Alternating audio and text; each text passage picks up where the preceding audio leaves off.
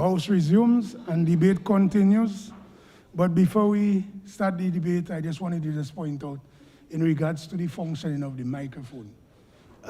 Members, in regards to the functioning of the microphone, you need to press the microphone, it will turn green, and then you have to wait for me to, get it to be operational for you. So, yes, so House resumes.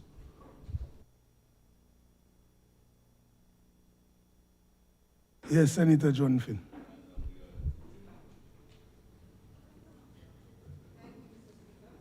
Your mic.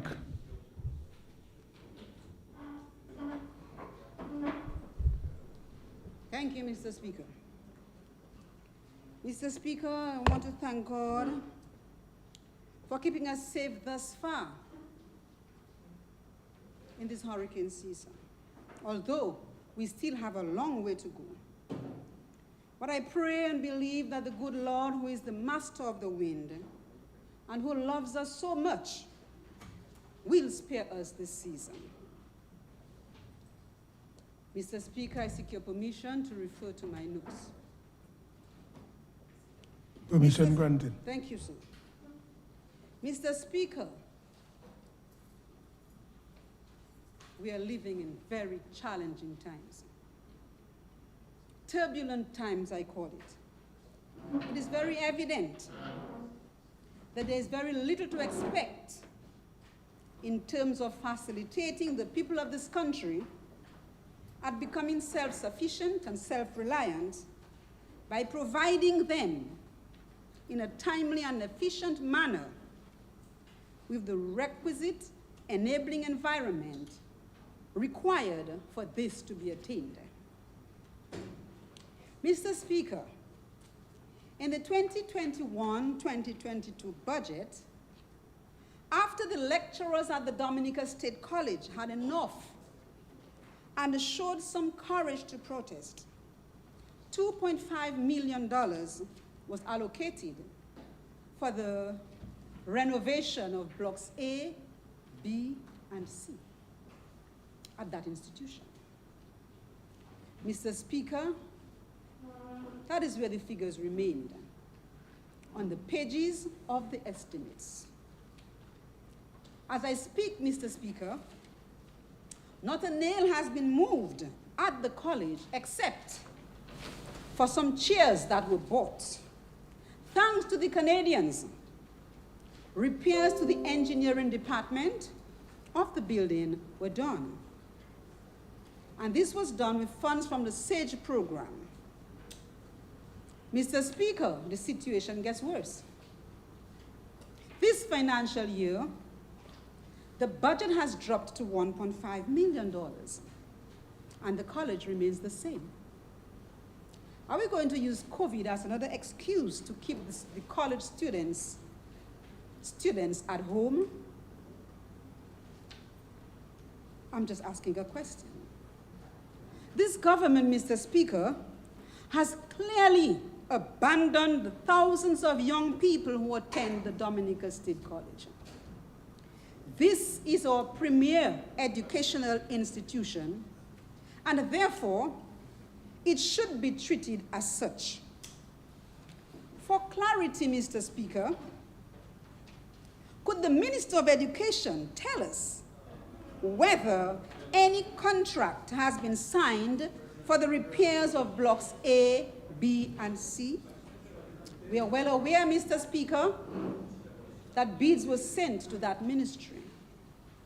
And secondly, Mr. Speaker, could the Minister of Education tell this Honorable House whether this $1.5 million is additional funding to start work on the library and the lecture theater?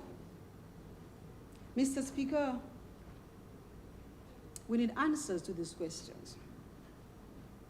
But I'm asking, is this a way of depriving our young men and women an opportunity of developing a skill and remaining at the mercy of handouts?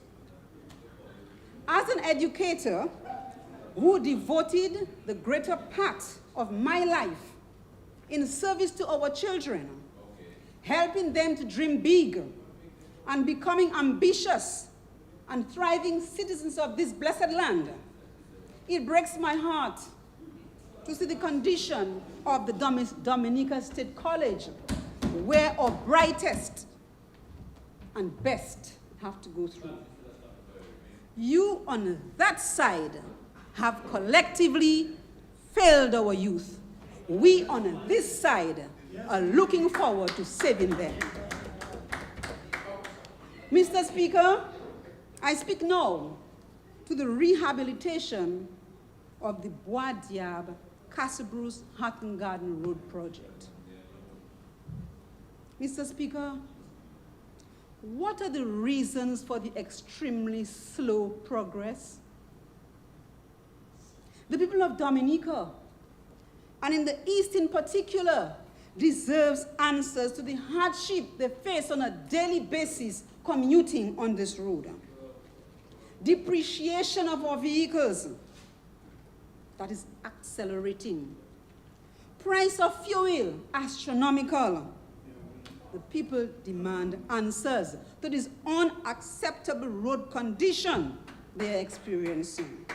And let me say, Mr. Speaker, that the cliche, this is the price of development, is totally unacceptable. The people demand answers. The rehabilitation of this road started many months ago. And by now, Mr. Speaker, we should have seen much improved road surface between Tarish Pit and Castlebruce at the least, Mr. Speaker. The road is now a river course. And now that we're in the rainy season, there being no drainage, driving on this road is a nightmare. Vehicles are falling apart.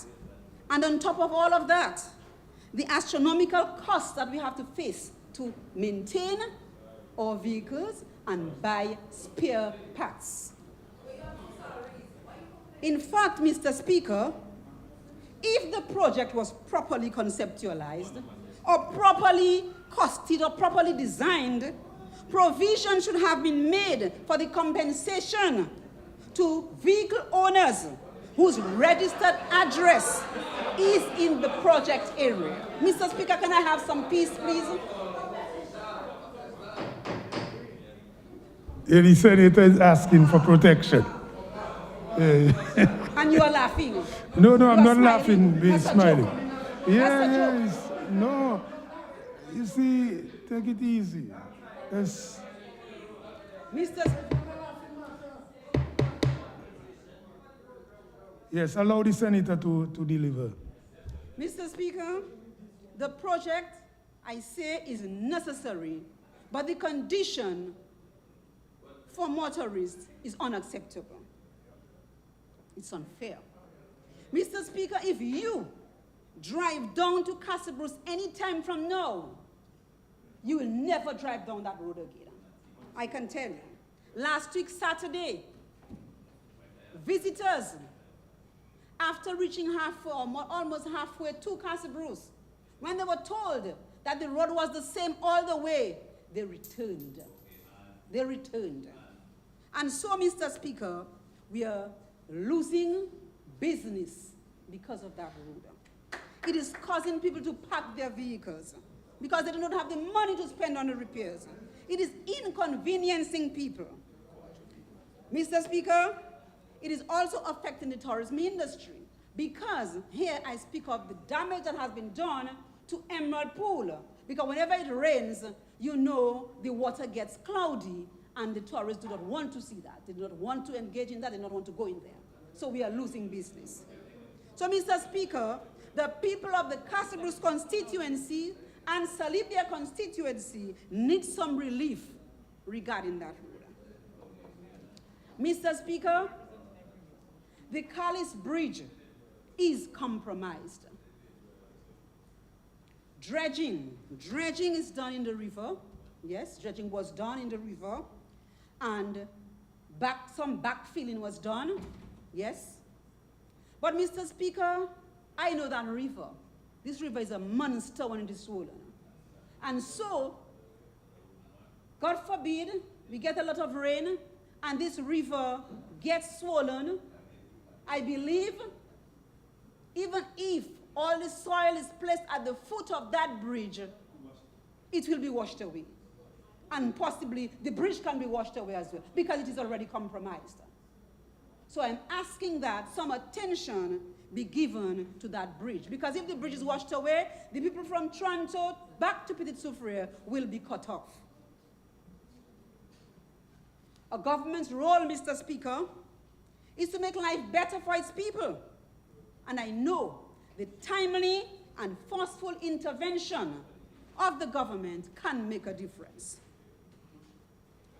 Mr. Speaker, in the 2021-2022 estimates, the expenditure on the Castle Bruce Police Station for 2019-2020 was approximately, say, $75,000. But in the 2022-2023 estimates, these figures rose significantly. I'm just wondering, Mr. Speaker, why this large increase when not much work was done? Is this amount, or is the amount spent to demolish and replace the defective roof that was built by the contractor? Was that the amount that was spent? I'm just asking a question. And if yes, Mr. Speaker, why should the taxpayers pay for the defective work of the contractor? Mr. Speaker, under transparent contract arrangements, such defects must be met by the contractor. So we, the taxpayers, we need an answer. This police station has been under construction for too long now, in excess of 1 year. And it's not even a new building. Work is at a standstill right now, thus further increasing costs to us, the taxpayers, because government must continue to occupy rental property to house the police station. While there, Mr. Speaker, I will also mention that the Castle Bruce constituency needs a fire hydrant. We have the fire services there. We don't have the equipment, I don't think so, but we need a fire hydrant. Because just recently, a few months ago, we had a big fire in Saint-Sauveur where a dwelling house and shop was consumed. And the fire truck came 2 hours late. So had there been the equipment and the necessary facilities in place, maybe the family would be able to salvage something. Mr. Speaker, incompetence, waste, and poor project management and implementation continue to be on steroids under this current administration. Mr. Speaker, I am on the playing fields. I noticed, Mr. Speaker, in this budget, resources have been allocated for the rehabilitation of playing fields around the island. No mention, no specific mention. I will continue to reiterate, Mr. Speaker, the fact that the Castle Bruce playing field is one of the best on island. I have said it, and I will continue to say it. And attention, or greater attention, should be given to that playing field. In fact, I was advised by those in a position to know that it was meant to be a regional recreational facility for cricket, regional cricket, football, other hard-court sporting activities, and even capable of hosting Windward Island tournaments. Hence, the large area of land reserved for this recreational facility. Mr. Speaker, if we want to keep our youth meaningfully engaged, we need to create the avenues that will keep them away from the ills of society. Mr. Speaker, I am concerned about the youth in the Castle Bruce constituency and Dominica on a whole. And it is for this reason, Mr. Speaker, I am calling on the Minister of Sports to ensure that the Castle Bruce playing field is upgraded to a sporting complex to include 1, leveling and resurfacing of the grounds, 2, lighting and fencing of the facility, and 3, erecting of a stand to include sitting for players and spectators, changing room for players, and washroom facilities for both players and spectators. If we want to engage our youth, if we want to keep them focused, give them the attention that they deserve. So, Mr. Speaker, I pray that the Castle Bruce playing field will be given the attention this financial year. Mr. Speaker, millions are being spent on housing in this country, yet many people still live on the tarpaulins and tents since Hurricane Maria. Approximately $78 million spent on housing. However, going through the communities, poor housing conditions of obviously the needy households are very visible. This suggests that enough consideration is not given to the selection and allocation process of government's housing program. Too many people who should be receiving priority under the program are sidelined. Is it that the majority who are deserving and not receiving, is it a result or direct result of political victimization?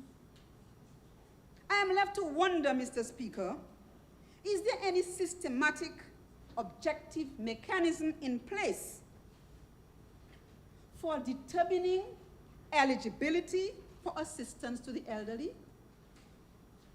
Why are some elderlies registered under the Yes We Care program and others are not? Why do some have a helper, caretaker assigned to them, and others with similar needs have none? Why do elderlies have to live under tents or in inhumane conditions? Mr. Speaker, large amounts are being spent on housing. Do we really care about our elderlies as we profess to be or to say? Mr. Speaker, this is not the first time I'm talking about that in this parliament, and yet nothing is being done. This quite arguably borders on abuse of incumbency. But Mr. Speaker, God tempers the wind to the shorn lamb. The day will come when these unfortunate individuals will see a better day. Because, Mr. Speaker, hunger is felt by the slave and hunger is felt by the king. Mr. Speaker, a total of $8 million for the geothermal plant. According to the estimates, millions have been spent on the proposed plant. But we are yet to have a definite date as to when electricity from this plant will reach the country's electricity power grid. Mr. Speaker, any proven and safe form of renewable energy, particularly in this heightened era of climate change, should be welcomed. However, I cannot help but remind this DLP administration that the amount in excess of $90 million spent to date in search of geothermal energy would have been more than sufficient for Dominica to realize full renewable energy independence.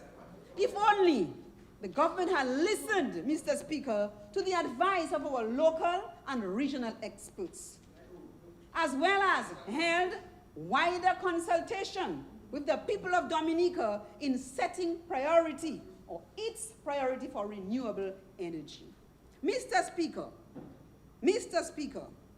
will this government acknowledge that it blundered in not giving priority to solar, hydro, and wind energy instead of geothermal to meet our renewable energy needs? I know it's a huge ask, Mr. Speaker, knowing that this government only embraces advice coming from its disciples. It is really true that some men go through a forest and see no firewood. Mr. Speaker, electoral reform. $1.5 million for electoral reform in the estimates. 10 more minutes. Last financial year, a total of $800 million was allocated, but what happened? We are hoping this time that the Electoral Commission will do its job in line of voter re-registration, issue ID voter cards, campaign finance reform, and other reasonable demands that the people of Dominica have been insisting on over the past 3 election cycles in particular. Because, Mr. Speaker, we are looking and we are waiting. Any attempt to hold another election without electoral reform would be tantamount to a provocation of the people of Dominica. Mr. Speaker, since coming into office, particularly over the last 5 years of this administration, real agricultural contributions have fallen dramatically. The refusal to undertake a deliberate policy of rural and farm access road development has prompted farmers to abandon their fields. The lack of export markets for agricultural produce has further aggravated our farmers' plight. This country has become highly dependent on imported food to feed our people, but the problem is more severe. Increasing food prices erode real disposable incomes. This is especially true for lower income families, but when you consider the rate of food price increase, which far outstrips the rate of wage increase, it becomes obvious that middle and low income families are mostly affected. One would assume that the rising food prices would have attracted persons to get into farming, but that didn't happen. And this is putting our food security in serious jeopardy. A deliberate, conscientious partnership between the Ministry of Agriculture and the farming community must be of necessity and must include tangible support from the government. $560,000 for the banana and plantain industries. Mr. Speaker, if we are serious about reviving agriculture, that is not enough. That is not enough for the amount of work that has to be done. Feeder roads, inputs, technical assistance, financial assistance, that's not enough. Farmers need markets. They need feeder roads. They need farm access roads. On behalf of the John Zeal and Foamy farmers in the Casper's constituency, I applaud the efforts at constructing that road. However, we await, Mr. Speaker, in anticipation, the construction of Macaclean, Fraser, Tranto, Richmond, Mount Prince, Ant Hill, and 5 feeder roads. Farmers cannot go into agriculture if there are no feeder roads. Farm access, that's what we're talking about. Plantain and banana farmers, $1 million. Farmers have to cut down their stem. Bananas ripen. They cannot get sale for the bananas, for the plantain, sorry. They can't get sale. And banana farmers are leaving. They are leaving because I can mention one in Casper's who has left recently because he can't take it again. Mr. Speaker, I noticed the construction of an agri-science complex at 1 Mile. Great initiative. Let's hope that it will be put to maximum use and not another coffee plant failed initiative. The economy needs it. So, Mr. Minister of Agriculture, please ensure that it becomes a successful project. Mr. Speaker, I was hoping to see in the estimate some form of support for foreign and bay oil, but I did not see that. I saw modernization, but we have to understand the people are still using the traditional way of doing their stuff. So we have to give them the benefit of the doubt and give the support that they need. Mr. Speaker, the cries of the bay oil farmers in Petite Soufrière is deafening. There is so much bay oil in Petite Soufrière, Mr. Speaker, plenty bay oil, that if, God forbid, one house goes up in flames, the entire community will go up in flames. They have a lot of oil, a lot of oil. So I'm calling for help, assistance for the bay oil farmers of Petite Soufrière. So, Mr. Speaker, people are demotivated, young people have become frustrated, and they do not want to go in agriculture. We must make it exciting for them. We must give them incentives, and we must make it profitable to farm.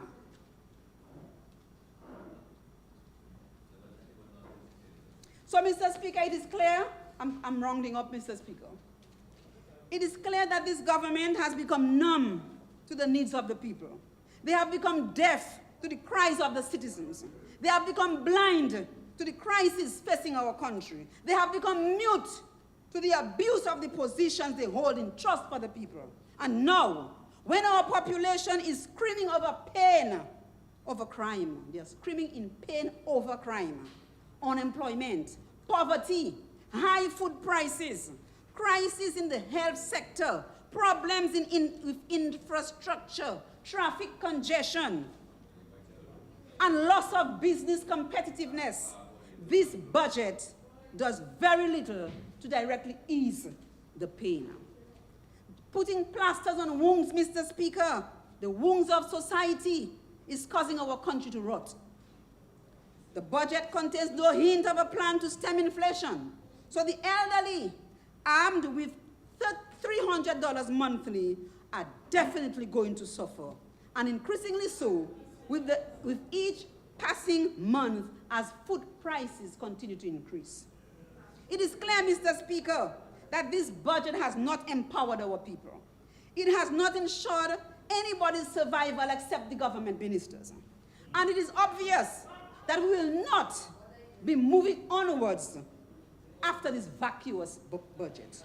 Mr. Speaker, Dominicans are clinging to the opposition with enthusiastic hope. And they yearn for the day when every son of this land and every daughter of this land shall drink in rich fruition the sorrow-quenching draughts of perfect liberty. What a glorious day that will be, Mr. Speaker. Thank you.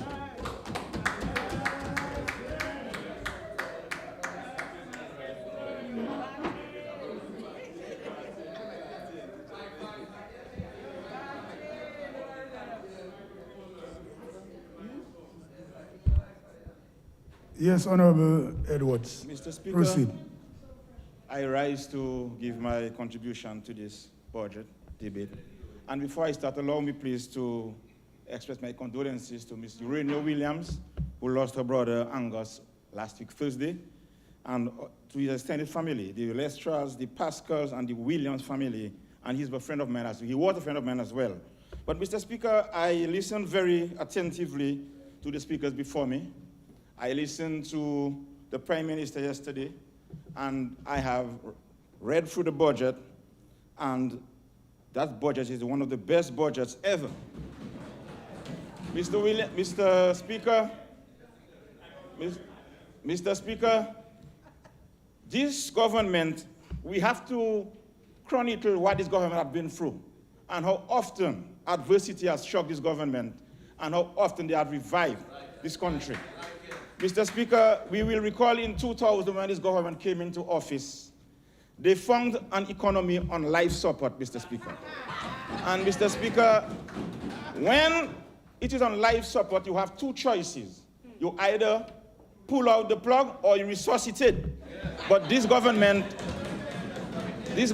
decided to resuscitate the economy.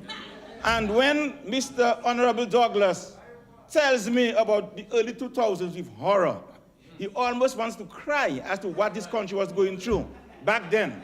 And the government had to really work hard to revive this economy, because I don't know how we call it, if it was a man-made or a natural disaster. However, the economy was in really poor shape in 2000 when this government came into office. And they took action to resuscitate it. And Mr. Speaker, we have to go a little further. In 2008, there was an economic meltdown of the world. And also, this affected Dominica's economy as well. And this Dominican Labour Party government had to work to revive this economy, and they did it very, very well indeed. We all could see that.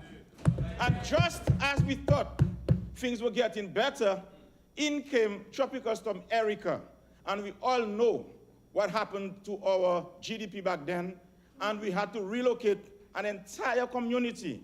Some people, too, thank you very much, sir. Some people thought it was an impossible task, but the Dominican Labour Party government knew exactly what to do. And 2 years later, Hurricane Maria, one of the biggest natural disasters ever to strike the world. Dominica was struck by a monster hurricane. And this one, correct me if I'm wrong, 220% of the GDP was destroyed, right? 26, thank you very much.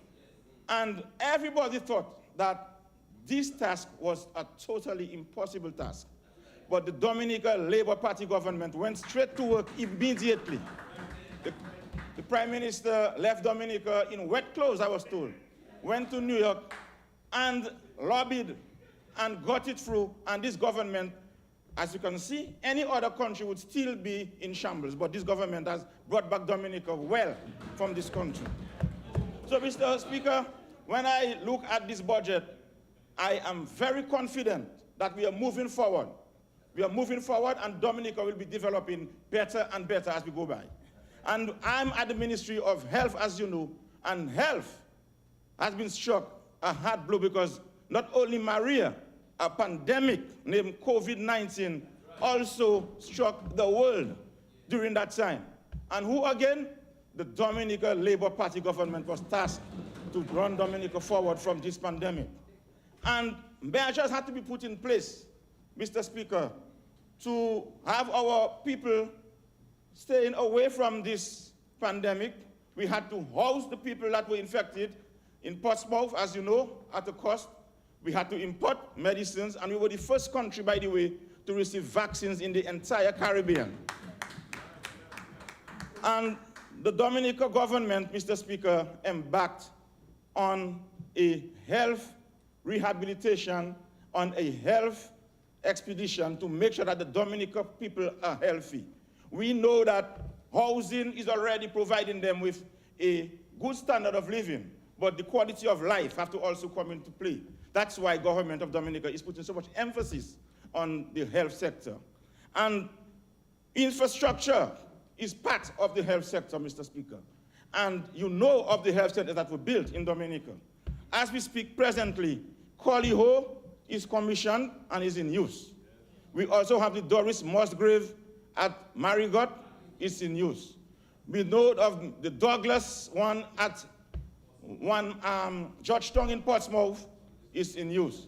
And the Murphy, yes, and the Murphy in Maho, Murphy Esprit in Maho was commissioned and is in use. But Mr. Speaker, the Newton, Penville, Ansdime, Soufriere, and Bacatel are completed, but not yet have been commissioned, but they are still they're in use now as we speak. And the people now are using them, and healthcare is on the rise. Mr. Speaker, the Marigot Hospital, as you know, has been completed during that time, and the equipment for the hospital are now being placed. And very soon we will go to be seeing the commissioning of the Marigot Hospital, a new hospital to serve Dominica, not only Marigot, because I'm sure that there could be a time when the hospital at Dominica China Friendship Hospital might need some help, or a person from the La Plaine constituency may be admitted in Marigot. Somebody from Calibishi or Cassibrus. So the Marigot Hospital is going to be a Dominica hospital to help Dominicans on a whole. And this hospital was constructed with funds, as you know, from the CBI. Mr. Speaker, there's also a new health center being built, health and wellness center being built at Savonpai. At Savonpai, Mr. Speaker.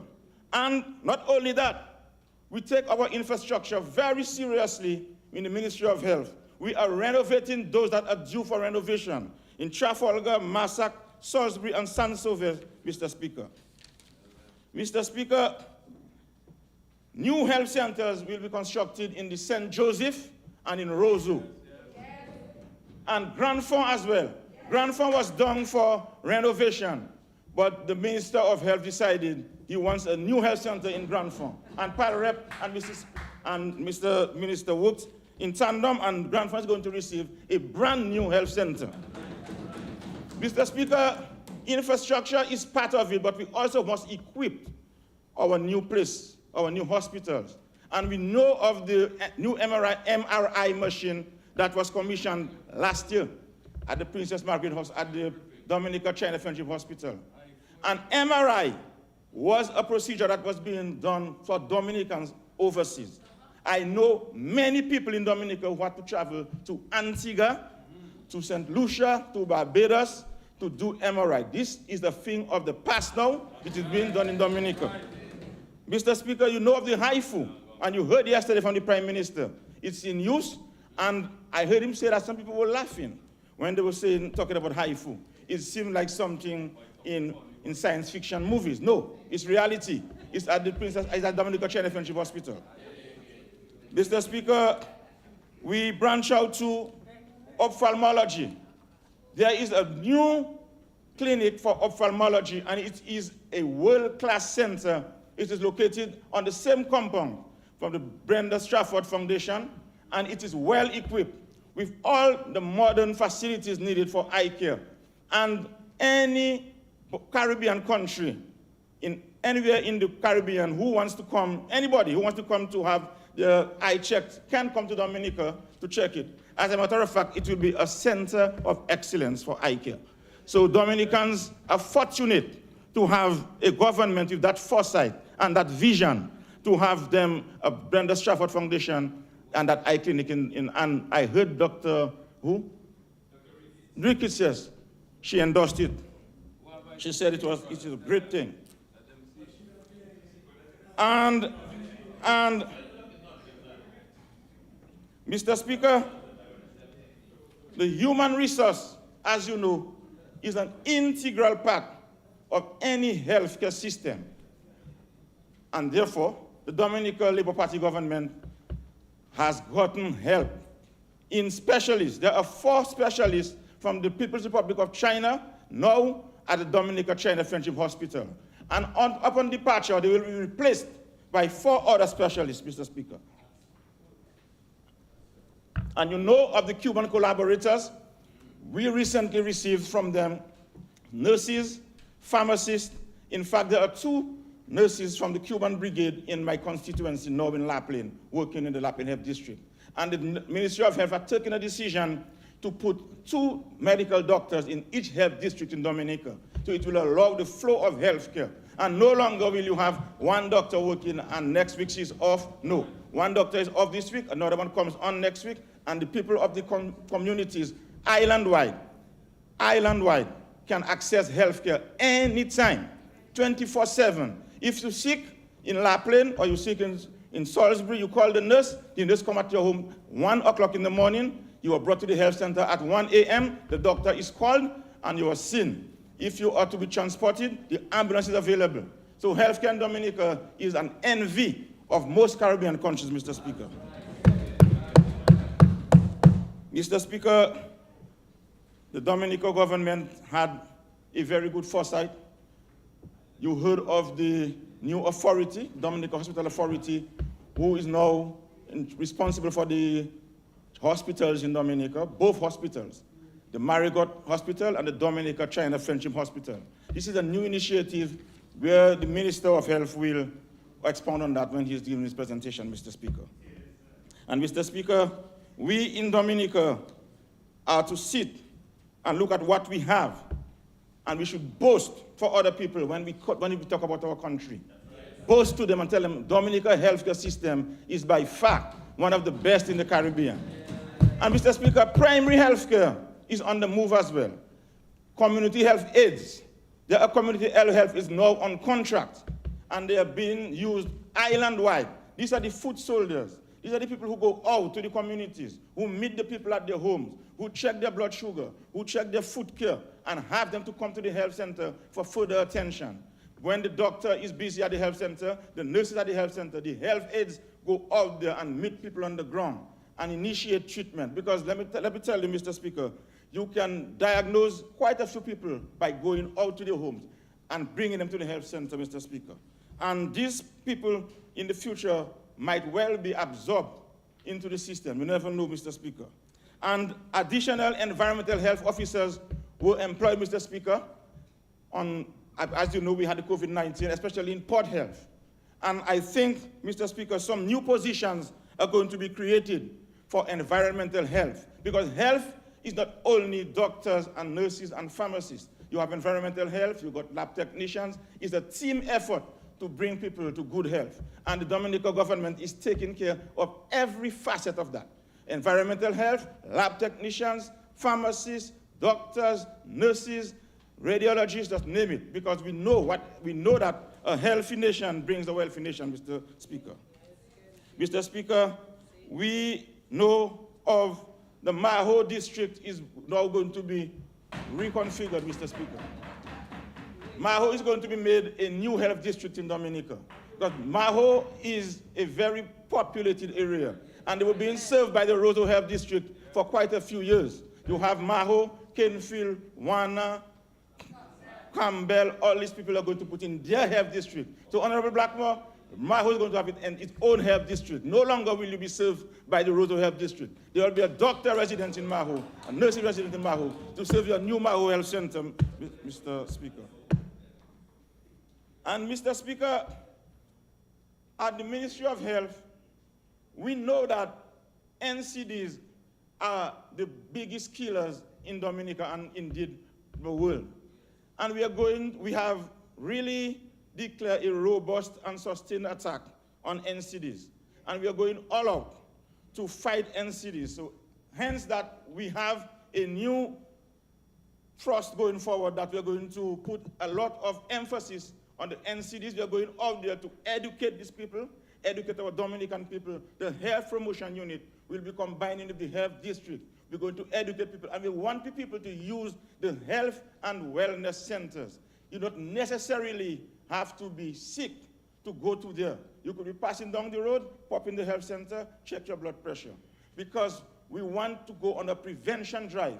We no longer want to have people, when they are sick, brought to the health center, and by the time you transfer them to the Dominica China Friendship Hospital, it's time for amputation.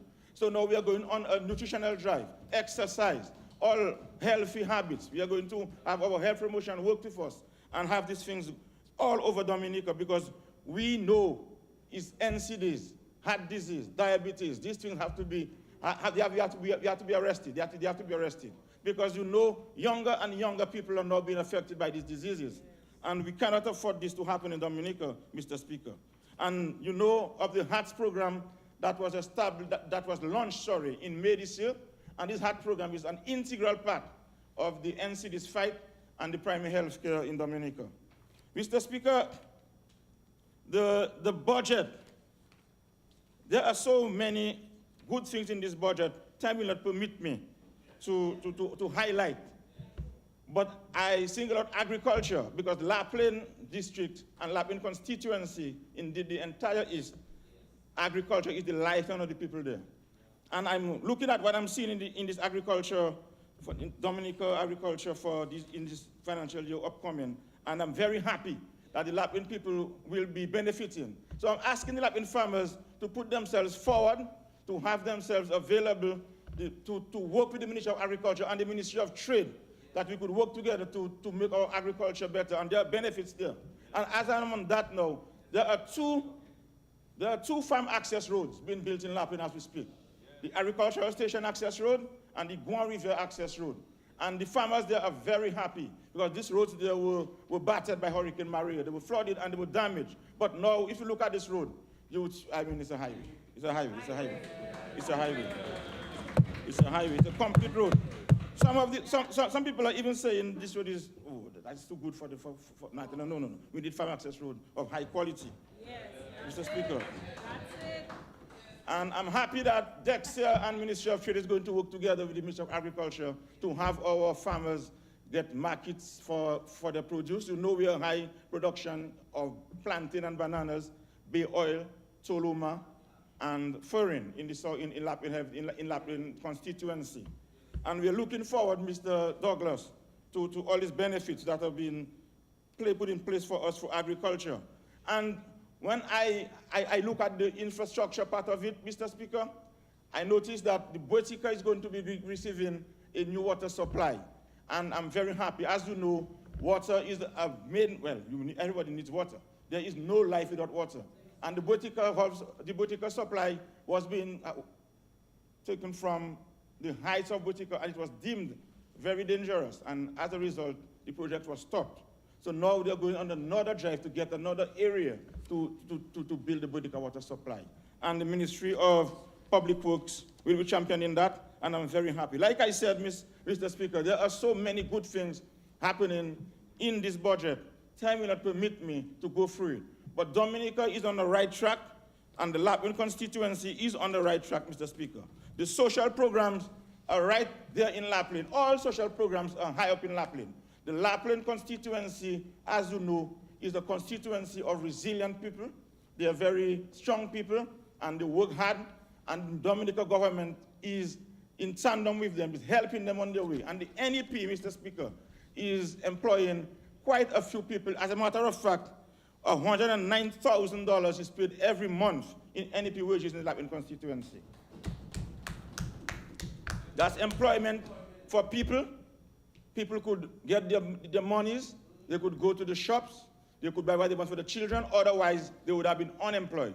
You know the elderly and the Yes We Care program, this is alive and well in the Lapland constituency. Every elderly that is eligible for the over 70 is being placed on the over 70 in Lapland.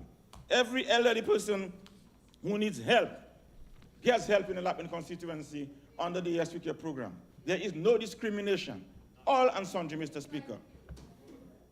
Mr. Speaker, in the last financial year, the Lapland Primary School was fenced for the safety of the students and the staff, Mr. Speaker. There is a brand new toloma processing plant in Dalis that is completed and just ready to start processing toloma. So no longer will each individual be going to the small platines and them to do the toloma. There will be a central area where you could come, you could process your toloma, and you could dry it there. Manufacturing, small manufacturing. And Mr. Speaker, you know of the new bay oil distillery that was, and it is now in use. It is being used every day. I have never passed there when there is not bay oil being processed and manufactured at this bay oil in the Lapland constituency. I have already mentioned the farm access roads. And as we speak now, presently, the Lapland playing field is now being rehabilitated. A brand new basketball court with tennis court on it, and they're going to be lighted as well. The lights are already on island, and this playing field was fenced earlier this year. And not only will we be doing the basketball court and the playing field and the lighting, the changing rooms and the building is going to be renovated as well, Mr. Speaker. Mr. Speaker, housing is a main part of this government, and this government has taken housing in the Lapland constituency very seriously, and island-wide, I might add. Because as you know, there were 66 apartments built in Dalis and 66 built in Lapland. And not only did the government do that, individual homes were built for several people. I can't count because there are so many people who receive new homes and renovation.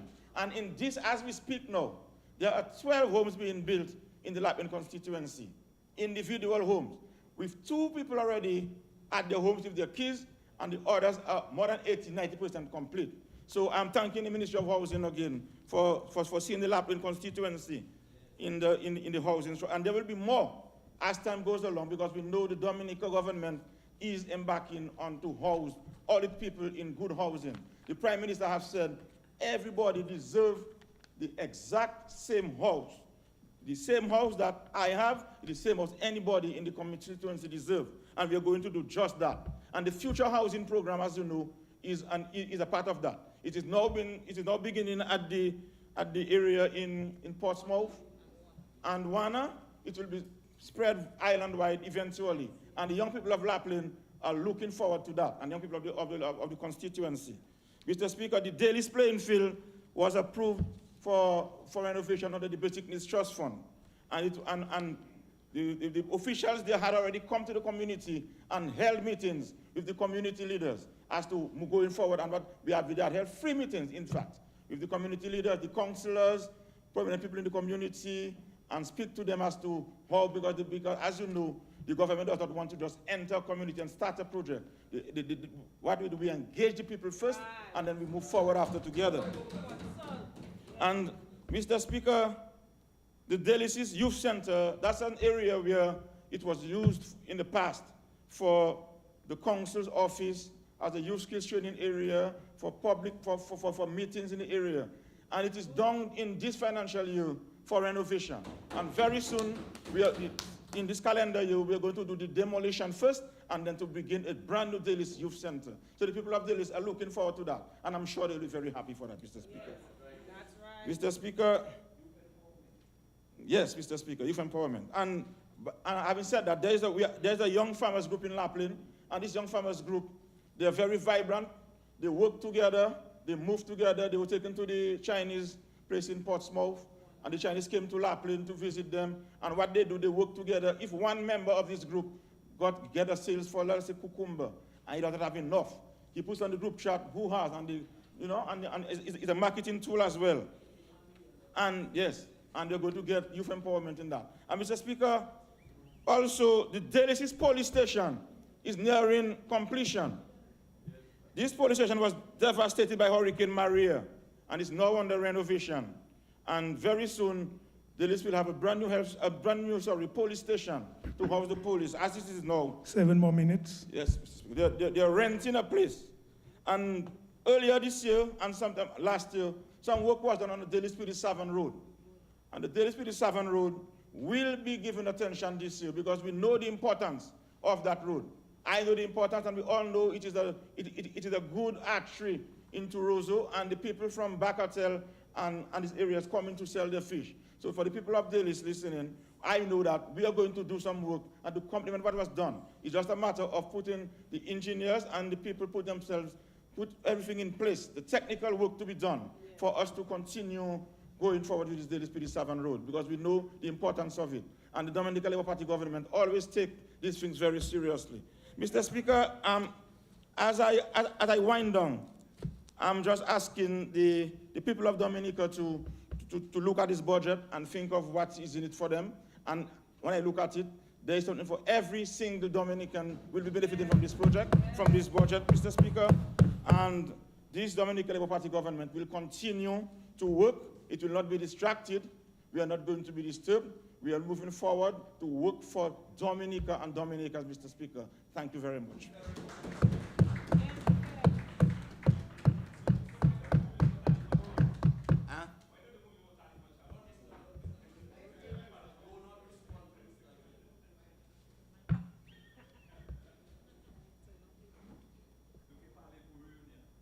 Yes, Senator Joseph.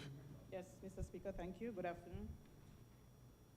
Mr. Speaker, I want to start my presentation by giving thanks to the Almighty for all his blessings and for strength to continue to stand firm for justice, for equality, for the oppressed. Mr. Speaker, with your permission, I'd like to quote Micah chapter 6, verse 8. He has told us, O man, what is good and what does the Lord require of you, but to do justice and to love kindness and to walk humbly before your God. End of quote. Mr. Speaker, I listened avidly to the Prime Minister of the Bahamas, Honorable Philip Davis, and he was speaking at the 43rd CARICOM meeting, Conference of Heads of Government meeting. And he said, and with your permission, I'll quote, under the effective leadership of Secretary General Barnett, let us harness the expertise of our Secretariat to move forward together.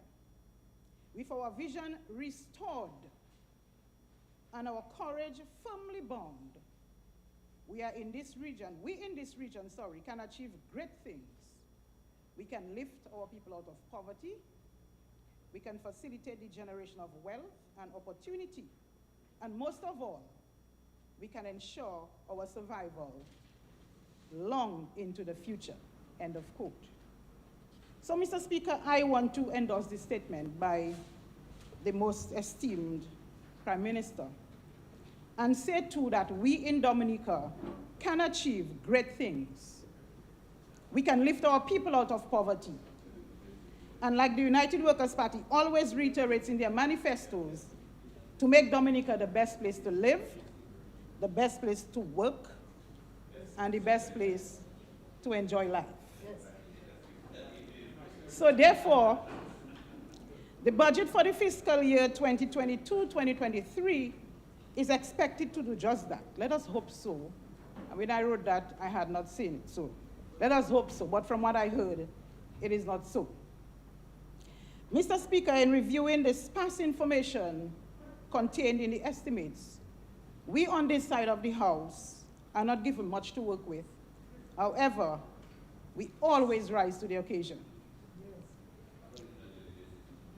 Mr. Speaker, I heard my parliamentary representative speak just a while ago. But isn't he? And as a constituent, I am not happy. I'm very disappointed. Yes, it is. I am happy for the farmers of La Plaine who have gotten the feeder roads. I am happy for the Boetica water supply. But, Mr. Speaker, I am not happy that I am hearing about the Daily Stupidity 7 road, but I don't think I saw any budgetary allocation for it in the estimates. That is what we want to see. When you allocate for it, you can speak about it, but if it is not there, how is it going to be done? Mr. Speaker, the opening of the Daily Stupidity 7 road would contribute significantly by creating the linkages, thereby increasing the access of goods and services located in nearby villages. We're talking, Dalis is not a fishing community, so we always relied on Bagatelle, on Fonseja for fish, Pidit Savannah as well. Residents would enjoy fresh fish very often. Now today, they have to go right around the island. By the time they arrive, the fish is already not fit to eat. So you have loss of the fisher folk as well as the vendors themselves are losing. Mr. Speaker, also greater access to education that road would assist with, because we have our children who leave to go to the Goodwill Secondary School. They're on the afternoon shift and they leave about 11 o'clock. And when a child leaves daily at 11 o'clock and they go into town, Mr. Speaker, they're already tired when they arrive. Now, I saw some allocation for the Goodwill Secondary School, and I hope that it can happen, because we've heard about it before and it has not happened. So I hope this time it is going to happen, because the government vision is restored, and they have seen the light, and they are seeing that things that we have been talking about for so long needs to be done, so now they are going to do it. So all well and good. Now, Mr. Speaker, they are great suffer because they are tired when they wait for the bus about 5 o'clock. By the time it's 6:30, they arrive in the community and they're already too tired to do on any work. So we have that area as well is being affected for the lack of the Pidit Savan Road.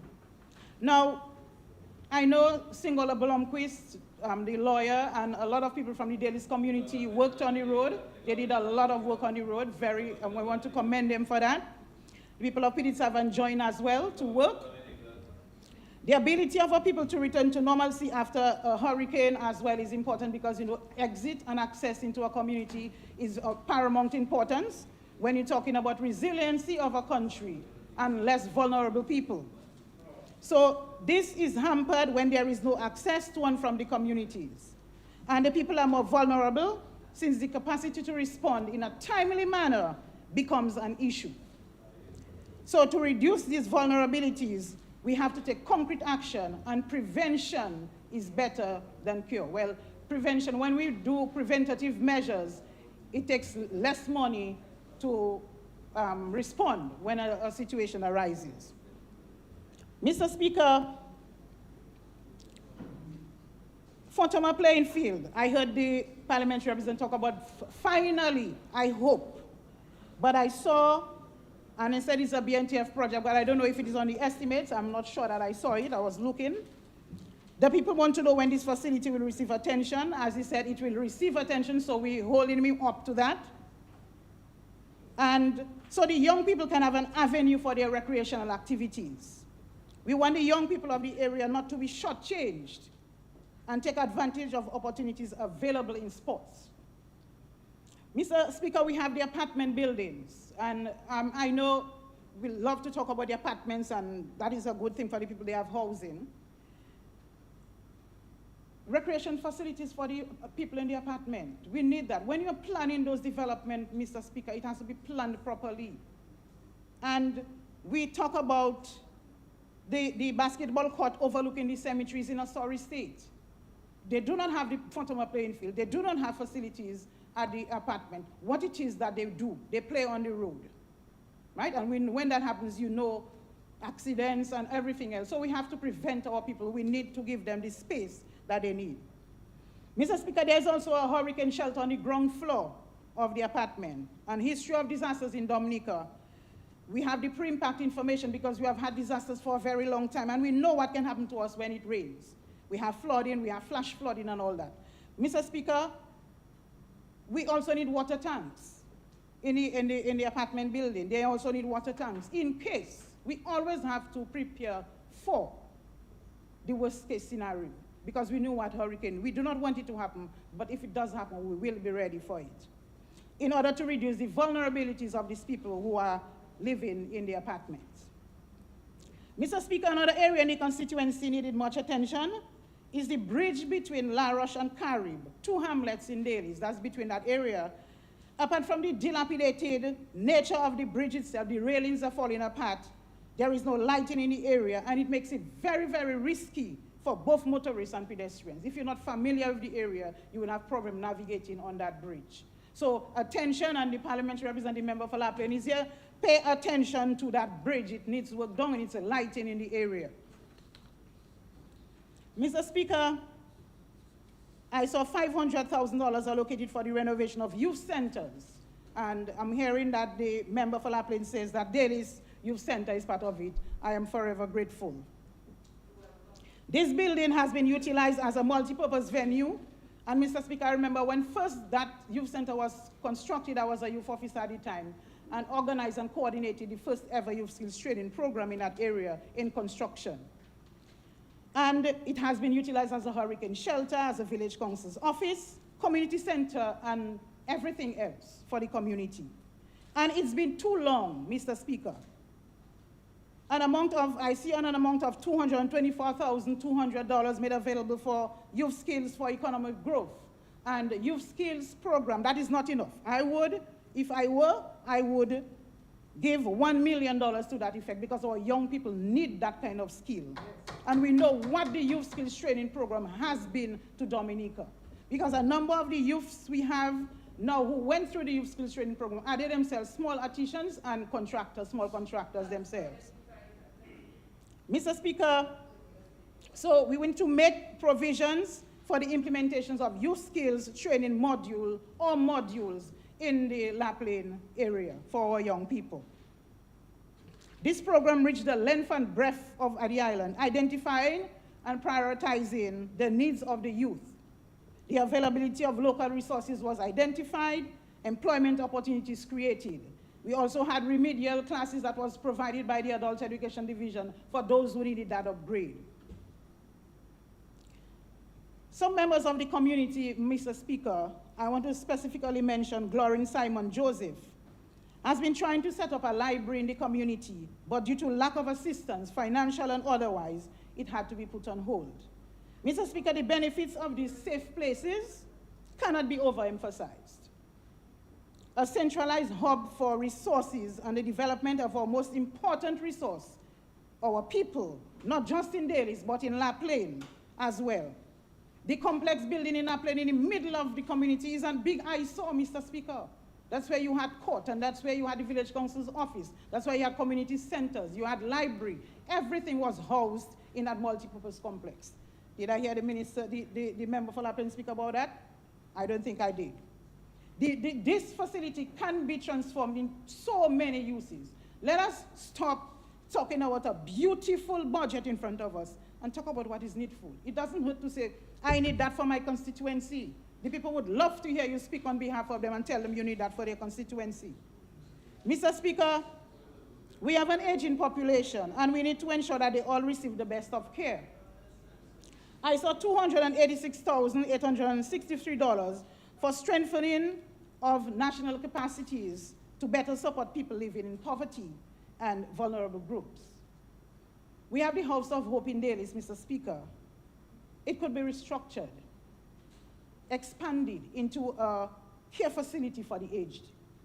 Our people sometimes wait too long for space at the Dominica Infirmary, not because they do not want to, but because there is no space allocation for them.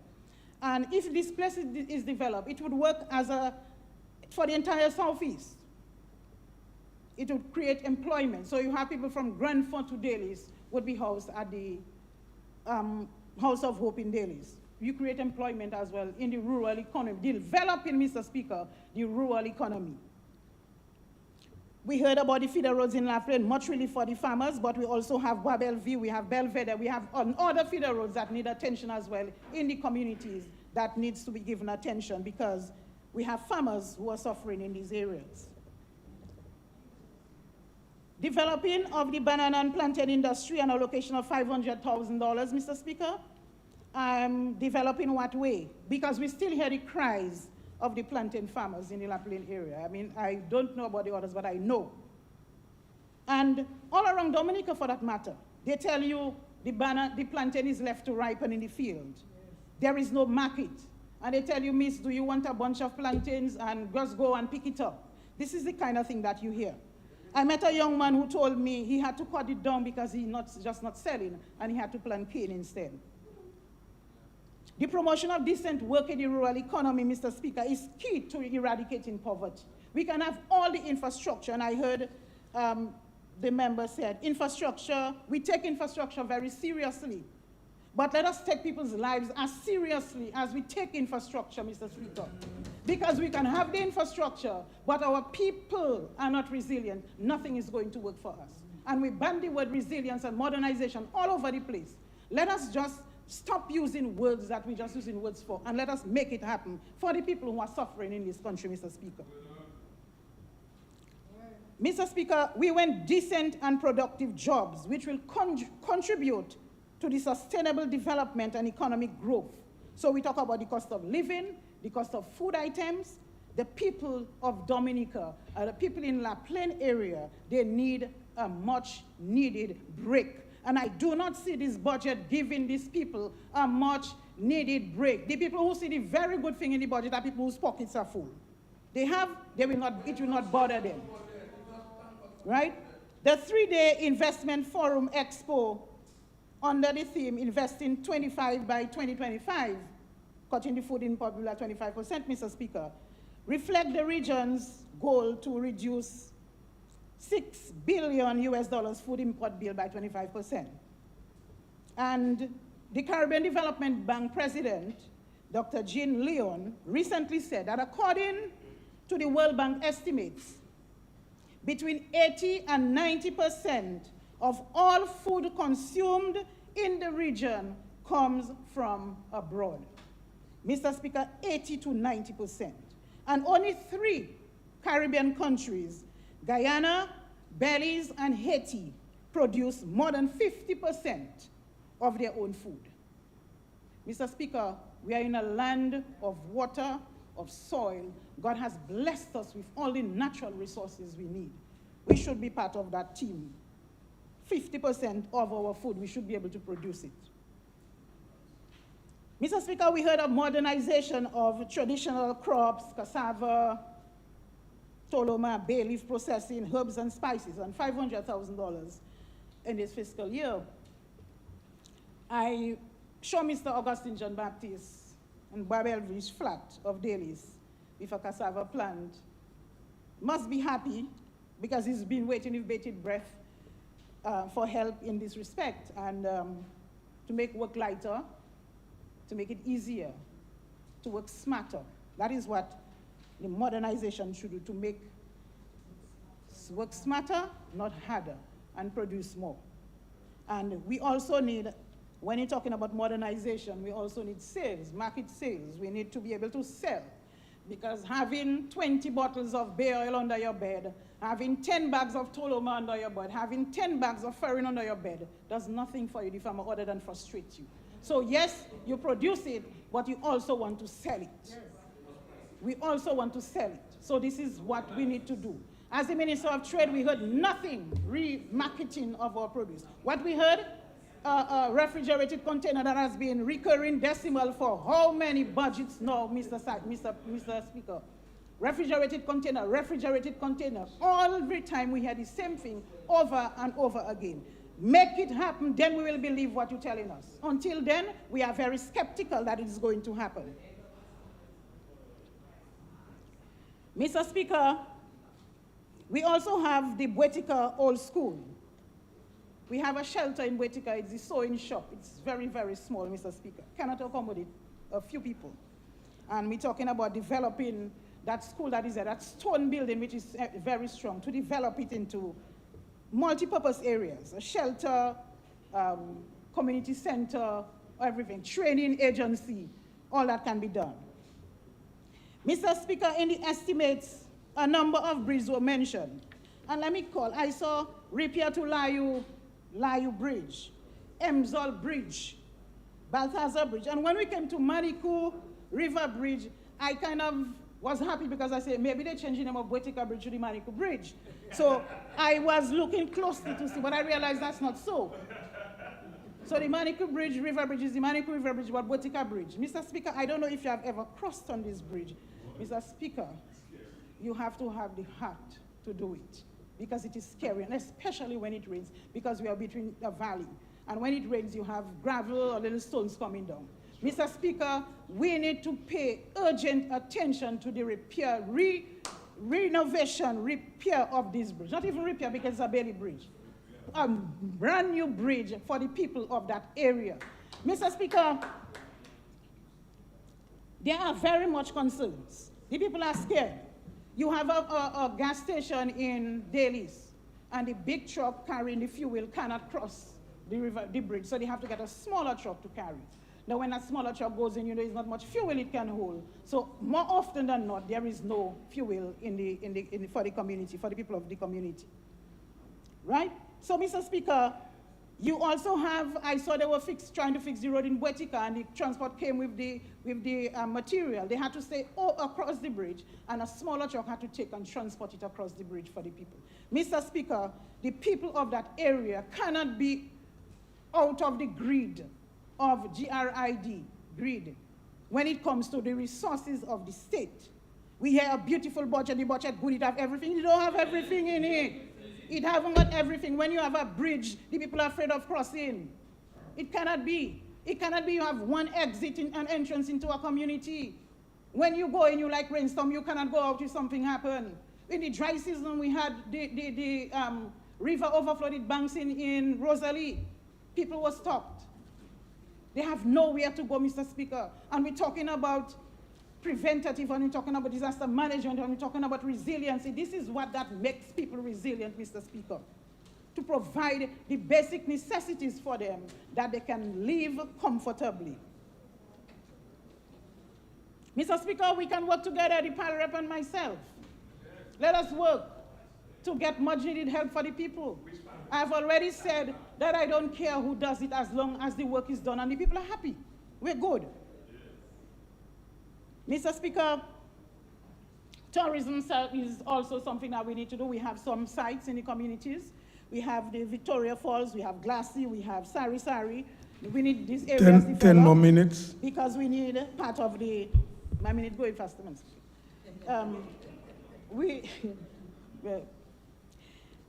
Mr. Speaker, our was happy that the Toloma people in Daly, Toloma women farmers got help. I was privileged to help them design the project proposal for UNDP, Mr. Speaker. And when they met me, they were very grateful for the assistance that were given to help to develop the proposal where they got the money. So I'm happy that UNDP helped them with the Jeff Small Grants program, assisting them.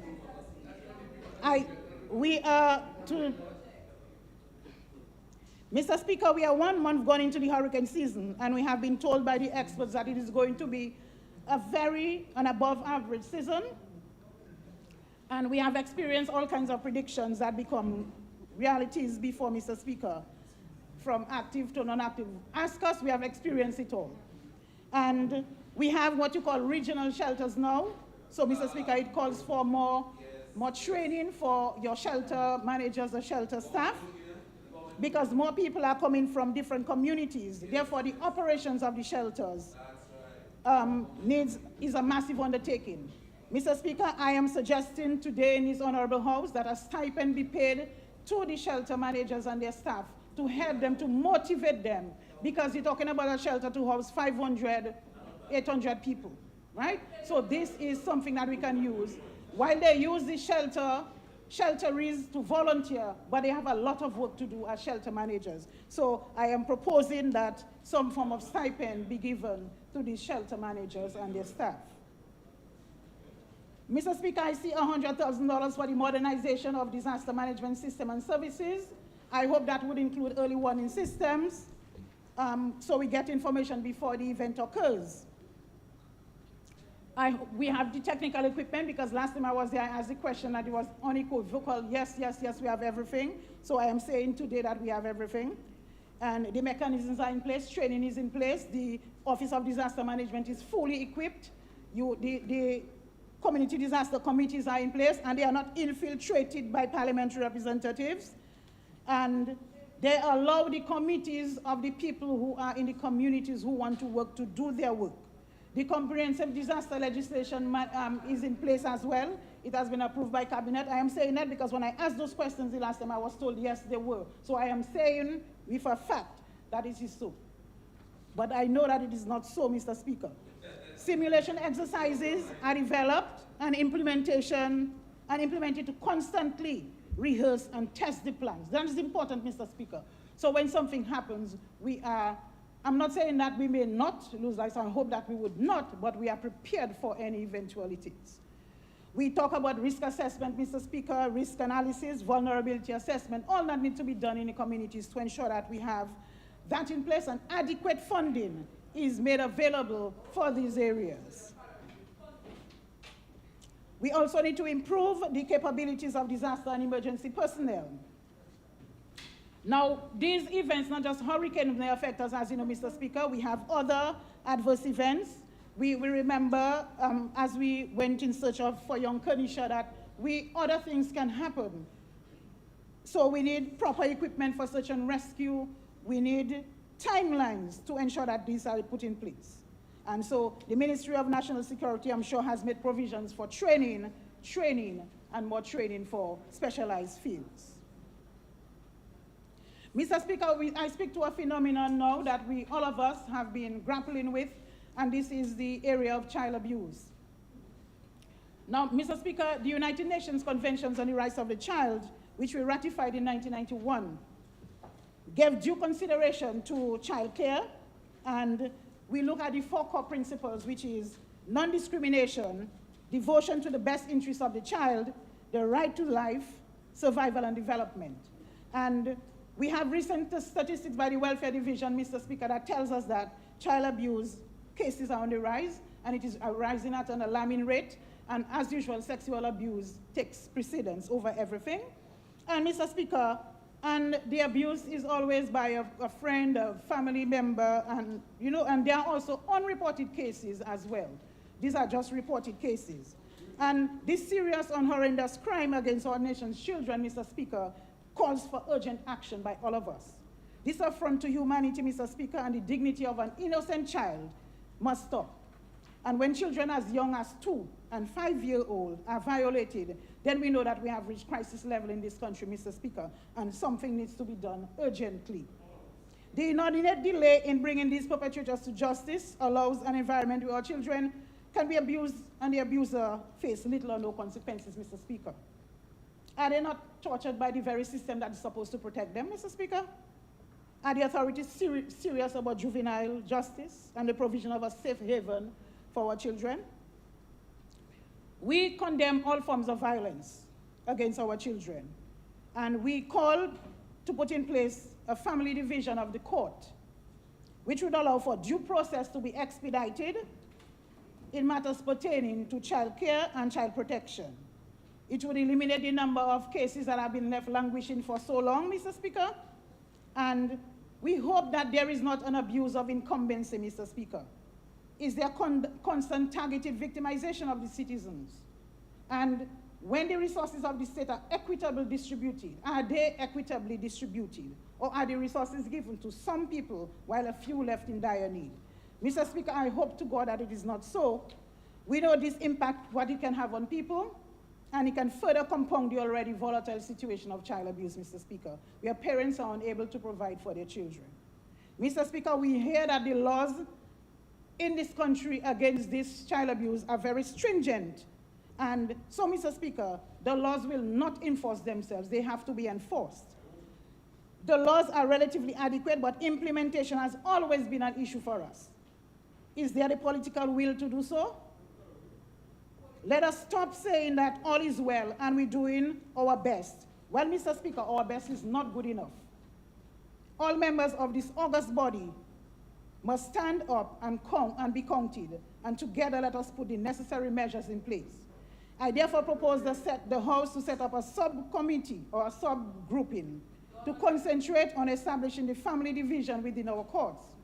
The Office of the Chief Justice of the OECS, Mr. Speaker, is ready to roll it out in the OECS. It was rolled out as a pilot project in Antigua not too very long ago, Mr. Speaker. And Chief Justice Pereira said, and I want to quote her, "We have in fact trained about 50 persons in specialized areas, mediation, counseling, piloted in Antigua, one of the states most advanced with the modernization of family laws." Mr. Speaker, we call on every individual to report cases of child abuse. Keeping silent to protect the individual and the institution will further exacerbate the situation. Silence is not an option, Mr. Speaker. We call on everybody here to stand up because these are cases, affect all of us, if not your personal child, but somebody you know. It doesn't have to be somebody you know, is a Dominican child and child of our people. So, Mr. Speaker, I want to make one final comment as I close, because we have so many issues that we need to take care of. And we say we don't have the money, but I know we have it. But here is where we can get saving. Mr. Speaker, I call to cut down the number of ministers of government by 50%. There we can save a whole lot of money that we can put into good use, Mr. Speaker. Because when a minister will stand up in the Honorable House, Mr. Speaker, and tell you that you do not need to tender for projects, you don't need a minister need to go. The minister needs to go. You have to tender. Just put a little drawing in place, man, and you can bring, and it's good to go. Mr. Speaker, value for money. Where is transparency? And Mr. Speaker, I want to say a big thank you to the Director of Audit and Staff. Big thank you for this. And I pray that all our officials 2 more minutes. will do likewise, Mr. Speaker. 2 more minutes. And give us something. I don't have the time to go into that, but this tells us, Mr. Speaker, this report, about the transparency, integrity of our reporting system. And when we hold people's money in trust, it ought to receive the honest review that it needs, Mr. Speaker. Thank you very much.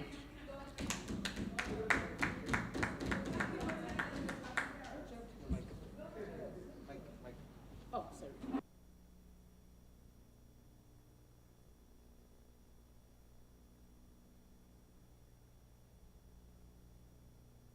Podium.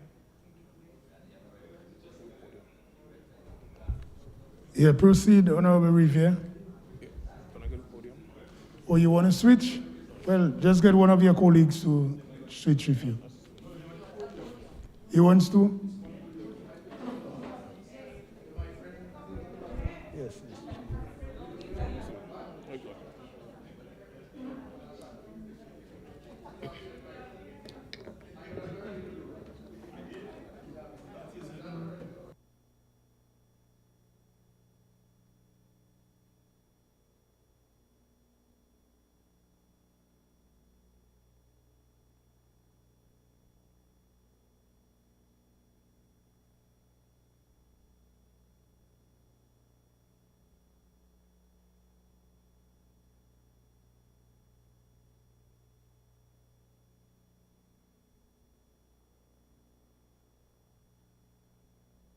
Honorable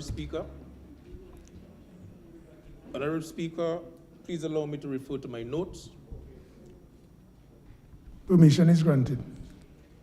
Mr. Speaker, I rise to give my full and unwavering support to the 2022-2023 budget estimate as presented by the Honorable Prime Minister and Minister of Finance.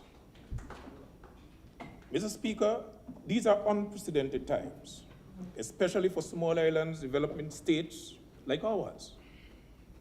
Our challenges are insurmountable as we deal with the threat posed by climate change, COVID-19, the war in Ukraine, monkeypox, and even more dangerous, Mr. Speaker, the verbal destruction by those who are prepared to tarnish this country's name.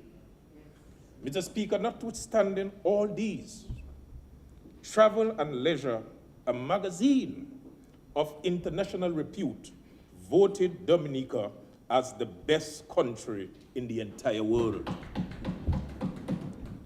Mr. Speaker, we live in an era where leaders around the world are finding it difficult to even give thought to a budget, much more to present a budget. But here in Dominica, this government, led by our visionary and dynamic Prime Minister, was able to look deep within, extract some innovative and creative juices, transforming every stumbling block into stepping stone and forge ahead, Mr. Speaker. Mr. Speaker, we all will agree that this is an excellent budget. It has every ingredient, Mr. Speaker, to propel us into the future. It is the kind of budget that can arouse a response even from a sleeping opposition. This is the people's budget, Mr. Speaker. Mr. Speaker, the Prime Minister presented a budget of 58 pages, of which 9 of these pages, 15%, focus on the investment in agriculture. Further to that, Mr. Speaker, this year's budget represents $15 million over last year's estimate for the very sector, providing a total allocation of $55 million. Maybe, Mr. Speaker, the largest allocation agriculture has ever seen in the history of this country. Mr. Speaker, this is clear demonstration of how seriously this government is taking agriculture. Agriculture to this government is top priority. Agriculture remains the center pillar of this country. Agriculture is everybody's business, and everybody should treat agriculture as a business. Mr. Speaker, the Prime Minister calls on us to produce more. He articulated several measures to incentivize farmers to produce. And every farmer within the sound of my voice should realize that this government has its back, or his back, or her back.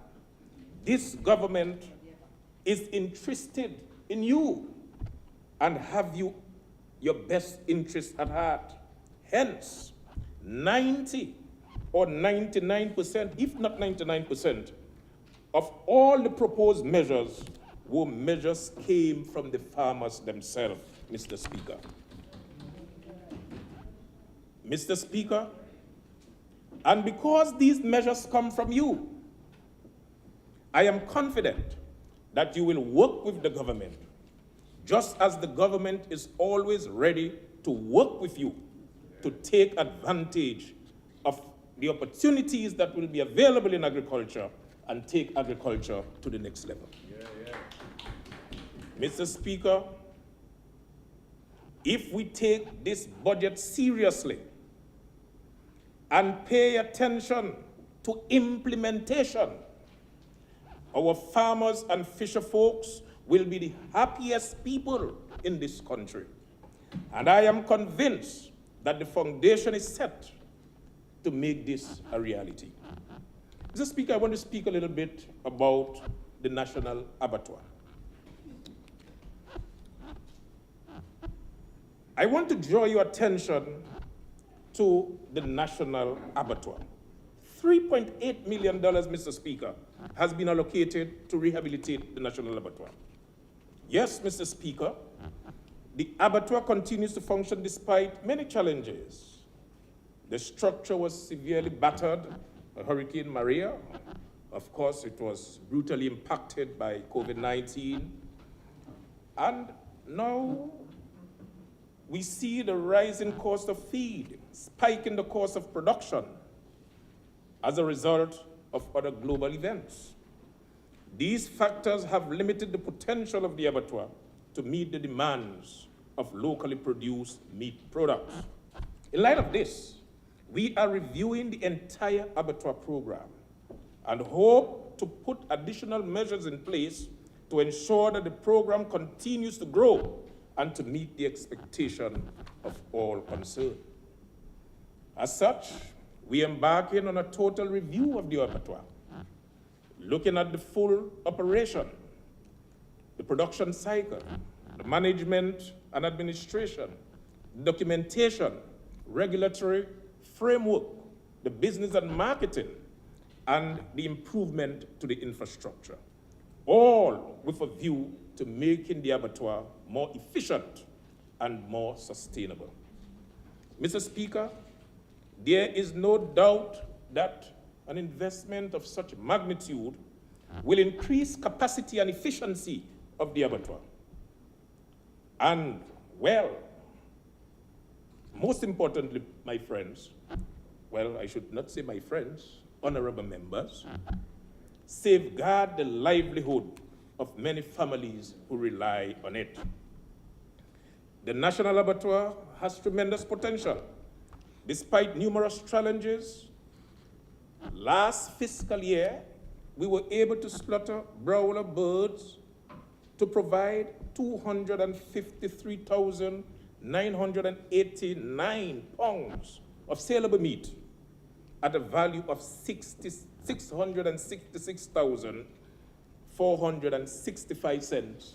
$465.98. In the same period, the abattoir slaughtered 265 pigs, which yielded 24,006 pounds of saleable meat at a value of $206,364. Mr. Speaker, this is money that went straight into the farmer's pocket. Mr. Speaker, Dominicans love pork and chicken. For me, I have a special love for pork.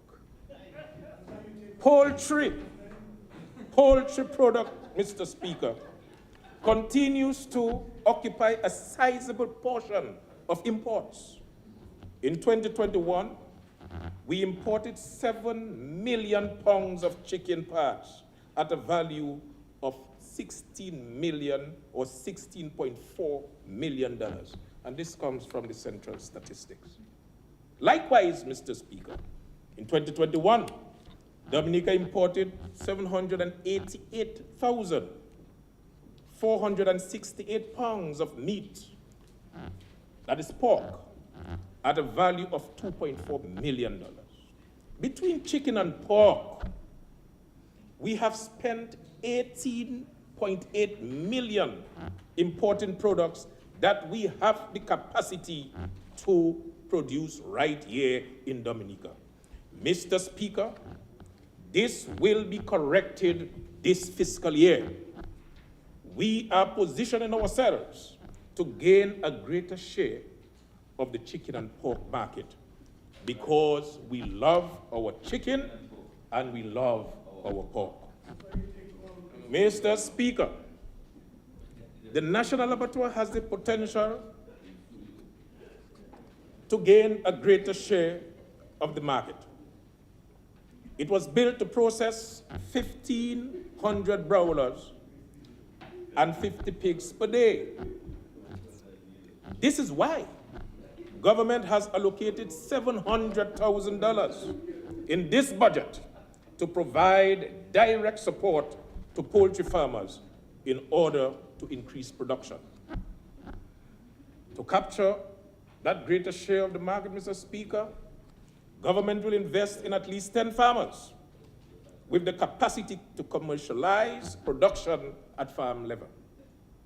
Farmers with the capacity to supply between 5,000 and 10,000 birds will be provided with the incentives and technical support to expand these farms.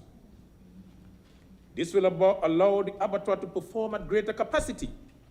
Farmers can see bigger returns on the investment, more employment created, fresh, healthier, softer, and certainly cheaper chicken on the market. And of course, Mr. Speaker, that being said, while we put all these measures in place to beef up production, I am appealing to the general public to consume more of our local chicken and pork. Let us make a concerted effort to grow more local, buy more local, and eat more local. The responsibility of reducing our food import bill lies in our hands. When we go to shop, when we go to the supermarket, the restaurant, when we go to the roadside barbecue, you should demand the chicken and pork from the abattoir. Mr. Speaker, in doing so, you are keeping employment in this country. In doing so, you are helping to send a child to school. In doing so, you are helping a brother or a sister make ends meet. In doing so, you are surely contributing to the economic and social advancement of this country. If there is one time to be patriotic, is now, Mr. Speaker. Let us support local. I must say, Mr. Speaker, that we are doing very well with eggs. And I really want to commend the farmers that after the ravages of Hurricane Maria, we are back to our 45-year record of being self-sufficient in egg production. Yeah. And I want to commend our farmers. Mr. Speaker, I want to express sincere gratitude to all the supermarkets and shops and restaurant owners who continue to support the abattoir. I also want to commend in a very special way the people from the ministry who every Friday would come with their little plastic bag and buy their product from the abattoir. I think we need to give them a round of applause. Mr. Speaker, you know we have a serious problem as it relates to the high cost of feed, through no fault of ours. As a result, we've been meeting with feed importers, hatchery operators, and feed companies looking for ways to reduce the price of a bag of feed borne by the farmers. I have been reliably informed that a bag of feed is somewhere around $60 to $67, which of course is an important or an essential component in the livestock production, accounting to nearly 70% of the cost of operation, or the cost of production. To this end, government is making available $345,000 to begin exploration and to engage in research to formulate animal feed from local material. At the same time, we will work with hatchery operators to build their capacity and to expand their facility in order to meet the current demand of hatching eggs on the market. Government is also considering other options to address these concerns in an effort to ease the pressure on our farmers. Mr. Speaker, I want to speak briefly to the enhancement of vegetable production. $4.1 million, Mr. Speaker, is allocated to enhance production system in vegetables, tree crop, and horticulture. This investment is a step in the right direction as we focus on reducing our food import bill and achieving food security. Mr. Speaker, I am in total agreement with the Prime Minister, who indicated that there should be no reason why we should be importing things like carrots and tomatoes and melon in this country. Furthermore, we cannot go wrong if we invest in tree crop like avocados, citrus, and cocoa. With our booming juice industry and our intention to invest another $1 million to upscale it, we cannot go wrong with citrus. Mr. Speaker, in recent times, I learned that cocoa business is serious business. One can fetch as much as $12.50 a pound of dry cocoa. And if you are lucky to take it to Guadeloupe or Martinique, you can fetch as much as $35 a pound. Mr. Speaker, mark you, when you add value to the product, when you make the cocoa sticks and you make the cocoa balls, that is where the money is, Mr. Speaker. Cocoa is serious business. Mr. Speaker, we welcome the construction of the Agriculture Science Complex building at 1 Mile. This is being constructed to a tune of $13 million grant funded from the People's Republic of China. This will certainly be a game changer, Mr. Speaker, as we seek to propagate better quality plants and greater quantity to meet local demands and possibly, Mr. Speaker, export. We may have enough to export, Mr. Speaker. I am told that the plants propagated there using that particular technique will produce consistent yield, which makes it easier for us to forecast in the market. Mr. Speaker, $1 million to support young people in agriculture is further evident that this government believes that agriculture is everybody's business. Our youth are the most valuable resources. They have the energy, they have the talent, they have the skills, and they have the creativity to take agriculture to a whole new level. And so, government will continue to provide the support, startup capital, labor, material, and supplies to assist youth who have the passion and the zeal, Mr. Speaker, to expand or modernize their farms. Government intention to build a register of vacant agricultural land in order to put back into production is very encouraging. And that is a very, very encouraging pronouncement, especially for our youth, Mr. Speaker. Land availability should not be an impediment to those who are serious about production. The government will do all that is necessary to provide land to who really want to produce. Mr. Speaker, we need to put every square foot of productive land into production. I am calling on the youth, especially those who are qualified in agriculture-related field, to step up and take advantage of this golden opportunity to put more money into your pocket. Mr. Speaker, I don't believe that agriculture is on its knees. I certainly don't believe, and I don't believe any of my colleagues here believe that agriculture is on its knees. Certainly not under this government. All we are doing is upscaling and upgrading and encouraging new entrants so we can achieve our goal of $700 million agriculture contribution to GDP by 2030.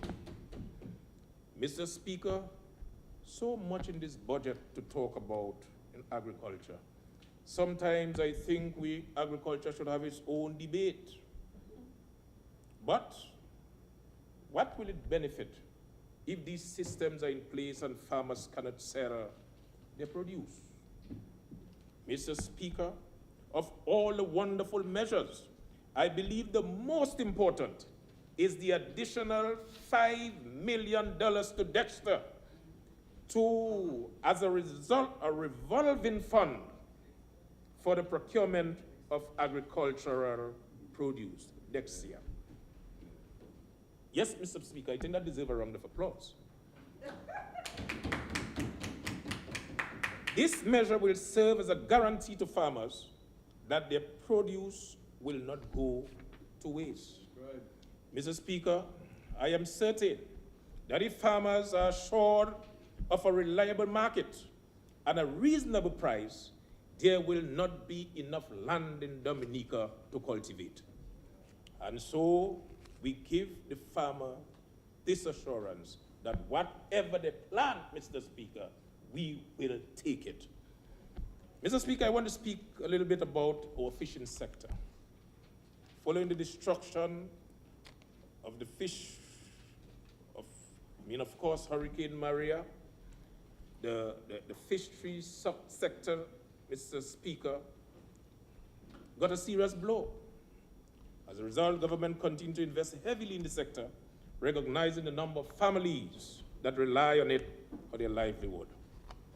Mr. Speaker, approved fishers were provided with 4-stroke outboard engine, cash grants, assistance to build their sheds, ongoing capacity building and training. Of course, fisher folks could also access low-interest loans at the aid bank to capitalize their business. Mr. Speaker, government invested in FADs and maintained fisheries infrastructures and landing sites all over the country. These investments did not go in vain, Mr. Speaker. The landing sites across the country, of course, I want to say that I really want to commend the fishers who continue to do an excellent job. And the data shows that, Mr. Speaker. In 2018, we got over $11 million, $11.2 million from fishing. 2019, $11.9 million from fishing. 2020, $12.8 million, Mr. Speaker. And in 2021, $16.04 million, Mr. Speaker, from fishing. Mr. Speaker, there is no doubt that the fisheries sector continues to thrive under this Labour Party administration. And while I commend the fisher folks who continue to be diligent and patient, I want to give a special commendation, Mr. Speaker, to the fisher folks of the Maho community who remain consistent in landing the most fish for an extended period of time, Mr. Speaker. Mr. Speaker, the newly rehabilitated fisheries complex at Roseau and Marigot will be completed by the first quarter of 2022-2023. This $27 million investment, when completed, will take our service delivery in the fisheries sector to a whole new level. 6 more minutes. Mr. Speaker, I thought I had an hour. Sorry, apologies. Yes, an hour. Sorry. Okay, because Mr. Speaker, I was really preparing for an hour. I just warming up. But anyway, Mr. Speaker, thank you very much. The project currently employs 90 individuals, of which the majority is local, and that includes 12 women. Mr. Speaker, among the greatest benefit of this project is the emphasis on hygienic practices, food safety, and an increased opportunity for the export of fish products. For instance, major improvement in the rehabilitation of the Rosa Fisheries complex is the inclusion of an enclosed, air-conditioned, 98 square meter fish processing room, enabling hygiene and safety controls to be carried out at the fish processing stage. Mr. Speaker, processing will include boning, cutting, slicing, and packaging of large pelagic and local and regional market. The design of the facility will allow for appropriate drainage, easy cleaning material, the water-resistant wall for improved sanitation. These characteristics are essential for the facility to attain hazard analysis critical control point accreditation, which is required for export of fish to the United States and other high-value markets. Mr. Speaker, the Rosa Fisheries complex will be equipped with a 9-ton ice machine, which will have the capacity to produce ice for the entire country on top of what already exists. Mr. Speaker, a non-fisher will not understand the significance of ice to the fishing industry. Ice to the fisher folks is tantamount to petrol in a vehicle. Just as the vehicle cannot run without petrol, is so fishers cannot fish without ice. In light of this, we have augmented our capacity across the country by ensuring that government machines are up and running. And at the same time, we provide support to a number of fisher groups and cooperatives who have the capacity to produce ice. Mr. Speaker, you know, every time you hear a machine breaks down, you will hear a little buzz. And so the division has constructed an efficient and reliable firm to ensure that machines, when broken down, will be up and running at the soonest possible time. Mr. Speaker, I want to thank in a very special way the Japanese government for providing this grant to execute this project. And I think we need to really big up the Japanese government. At the same time, the construction company, Nito Simo Co. Limited, and our local company, Oyo, and Sub-Zero Degree Limited, who are doing an excellent job.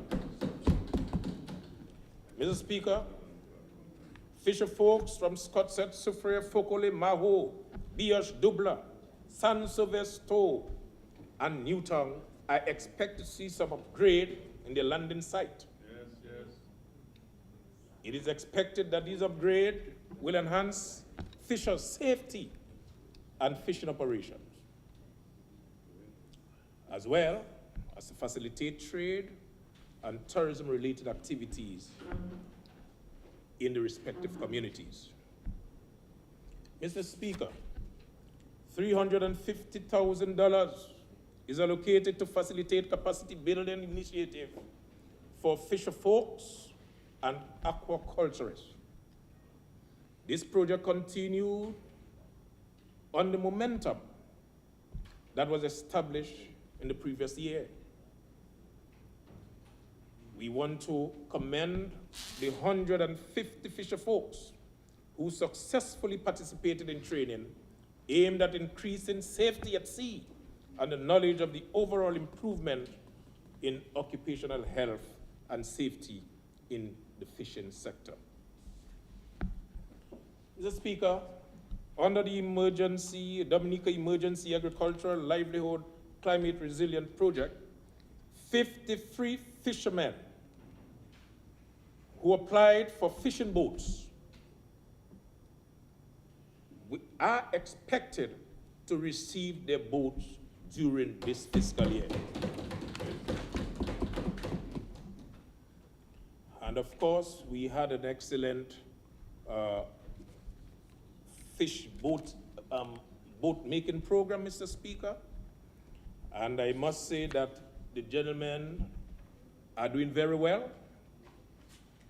We have a number of people who are actually training. And I want to commend a naval architect from India who are providing, who are facilitating the program, Mr. Speaker. But what is even more interesting is that the 6 selected boat builders will each receive benefits from tools and equipment valued at $5,000 US to go towards enhancing their capacity. And I think that people from the Point Michel area would be very happy to hear something like that. Mr. Speaker, I want to thank the Honorable Minister, Fidel Grant, and PS Dr. Paul, and all our technical and administrative staff at the Ministry of Blue and Green Economy, Agriculture, and National Food Security. I want to especially mention Mr. Reginald Thomas and Mr. Julian Defoe. So, Speaker, those are the people who keep things going in the country, and we need to recognize them and give them a round of applause, Mr. Speaker, for the hard work, Mr. Speaker, that they continue to do. At the same time, knowing that agriculture is everybody's business, I want to commend all the technical team. And I know we have our agri-trade group, Mr. Speaker, who meet every Wednesday to ensure that things are in place. And all the other people from the other ministries and members of the cabinet who continue to provide serious support to agriculture. Mr. Speaker, I want to talk a little bit about Marigot. It is not often that I do so, but since I have a little more time, I will talk a little bit about Marigot. Marigot has benefited tremendously under this administration. And this budget presents another opportunity for self-empowerment, community enhancement, and development. To date, Mr. Speaker, we have seen the renovation of the police station. We have seen the construction of houses at Melvin Hall and Sam's Gutter for the vulnerable among us. We have seen the completion or the complete renovation of the Will Strathmore Stevens School. We have seen the resurfacing of the Overgutter Road. We have seen the completion of the Dam Bridge. We have seen the renovation of the Fisheries complex. We have seen, Mr. Speaker, the construction of a brand new youth center, Mr. Speaker. We have seen the completion of the Doris Musgrave Health and Wellness Center. We have seen the upgrade to the Douglas Charles Airport. Mr. Speaker, and our flagship project, we have seen the completion of the new Marigot Hospital, Mr. Speaker. Yes, yes. Mr. Speaker, I am very happy that everyone wants to be associated with the new Marigot Hospital. Afu are we? Are we all, Mr. Speaker? And I'm happy when we all embrace it in this honorable house. But what is even more important, Mr. Speaker, is that when the history of Marigot is written, it will be printed in red ink that this new Marigot Hospital was built under the Dominica Labour Party. And Dr. Roosevelt Skerrit. Mr. Speaker, I am not diminished Minister of Health, but I am extremely excited about the opportunities created for employment and the services that will be provided to the people of the North when we commission our brand new hospital. Mr. Speaker, we talk about 24-hour emergency surgery, specialist clinics, one-stop shop, Mr. Speaker, for dental services, maternal and child health, dialysis, imaging and radiology. Mr. Speaker, we're talking about intensive care. And God forbid, if you didn't make it, the hospital is equipped with a mark. Mr. Speaker, almost every service currently being undertaken or administered at the Dominica China Friendship Hospital will be available at the new Marigot Hospital, including the fact that it will also be fully digitalized in keeping with the OECS Digital Health Program, Mr. Speaker. I want to thank the members of the Marigot Health team, the people of the entire Marigot Health District, for their patience and understanding. We assure you that very soon, we all will bear witness to the commissioning of the brand new hospital. I think the Minister of Health, of course, I want to really thank in a very special way the Minister of Health, the ministry in general, and the government of Dominica for making this a reality. Mr. Speaker, I also want to spend a little time to talk about our brand new youth center. Upon completion, this center will be the main center to facilitate skills training, leadership training, recreation, and social activities, day and residential camps. These activities will empower youth and create more productive citizens of our community. I wish to say special thanks to the Minister and, of course, the staff of the Youth Development Division who see this project as a priority in these challenging times. I also want to thank the Maria Holder Memorial Trust for providing the funding for this program. Mr. Speaker, while all this is happening, we are still able to maintain all our social safety net. The Yes We Care, the NEP has grown. Parents and students continue to benefit from our textbook and our uniform allowance. We continue to assist people with medical care overseas. And most important, we pay attention to the needs of our people.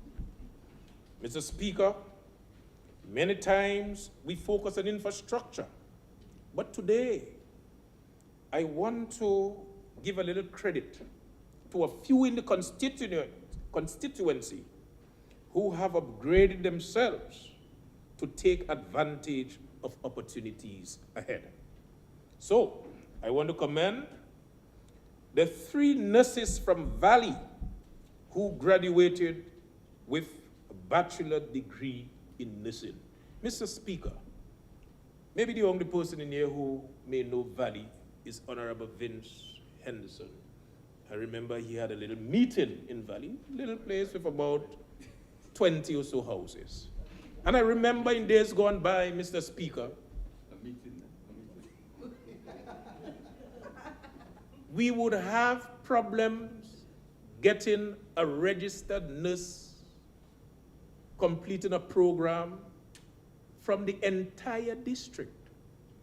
But under the Dominica Labour Party, Mr. Speaker, we have 3 nurses in one locality, Valley, Mr. Speaker, gaining bachelor's degree in nursing. And I think that is commendable, Mr. Speaker.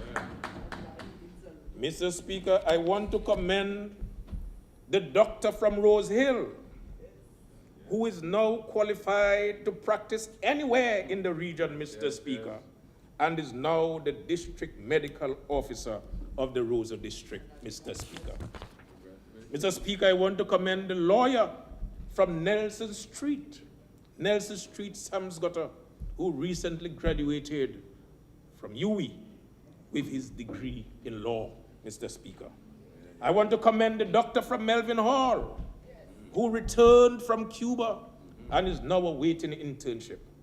I want to also congratulate the doctor from Bull Hall, who have achieved all her, wow, look, I'm tying up for words now. But I want to commend the doctor from Bull Hall, who have completed her internship and has taken up employment elsewhere. Our 2 students of the Will Strathmore Stevens School, who obtained scholarship at this year's Grade 6 National Assessment. Mr. Speaker, I want to also commend the 2 teachers from Samsgutter who graduated with their teacher's training qualification from the Dominica State College. And I want to commend Mr. Addison James, not Edison James, Mr. Edison cannot run. I want to commend Mr. Addison James, who made us proud at his success in track and field. Mr. Speaker, these are some of the success stories from the constituency. And of course, as I mentioned, all these were possible because of the policies, Mr. Speaker, of this Dominica Labour Party. Mr. Speaker, just a stone throw away from Marigot, the government is undertaking the biggest capital project this country has ever seen. I am fully satisfied with the progress thus far, especially now that we have seen or we have heard of the signing of the contract. I encourage our people to get ready to fill the positions during and post-construction. Mr. Speaker, I heard mention of the international airport this morning, and in a particular presentation, someone outlined, or a man outlined, how the airport was about to be funded. But Mr. Speaker, I am not sure if he conveniently forgot the loan that was taken in Trinidad at a rate of 14% interest, Mr. Speaker. I know he would have gotten a better deal at Fast Cash. Certainly, Mr. Speaker. But we know we are well on course with our international airport, and we are just encouraging our people in the area to prepare themselves to take advantage of the opportunities that will be available. Mr. Speaker, I want to thank the people of Marigot and Concord for the tremendous support they have given me for the last financial year, and say to them that I look forward to continue working with you for the advancement of our community. As I conclude and I wind up, Mr. Speaker, I don't want to wind down, I want to wind up. Certainly, there is so much to talk about in this budget that, of course, as my colleague, member from the Laplane indicated, we'll not have enough time. And I know the Minister of Agriculture is coming at the back with some real hot stuff, Mr. Speaker. So I will wind up. But I want to say to the youth of this country that this budget is for you. I want to say to you that you need to take advantage of the opportunities this budget has for you. Take advantage of the $5 million set aside for the future housing development. Take advantage of the $12 million set aside to support small business and medium-sized enterprises. Take advantage of the $1 million set aside for youth in agriculture. Take advantage of the $19 million set aside under education. Take advantage of the $15 million earmarked under the NEP. Take advantage of the $1 million allocated for juice producers and the $5 million allocated to support value-added industries.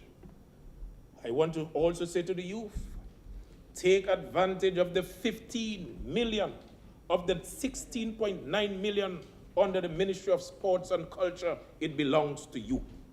Take advantage of the 1.5 million set aside for 40 and under home ownership. Take advantage of the nearly $500,000 provided for skills training program and skills, youth skills for economic growth, and of course, the $400,000 set aside for the Dominica Youth Business Trust. Trust me, take advantage of the $7.9 million under the digital economy. That is for you, young people. This is your budget. This is the people's budget. A realistic and hopeful budget. We have a country to build, Dominica. So let us get busy and put this budget to work. I thank you very much.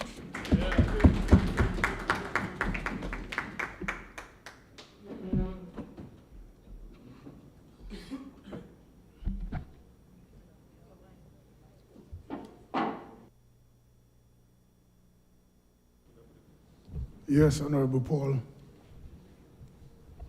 Proceed. Mr. Speaker, I rise to give support to this wonderful budget that was presented. And I want to first of all thank the Honorable Prime Minister for his presentation of the budget. Mr. Speaker, healthy people, strong communities, a resilient nation, and a robust economy. This is what I see reflected in the provisions of this budget. Mr. Speaker, first of all, let me ask that I reference my notes.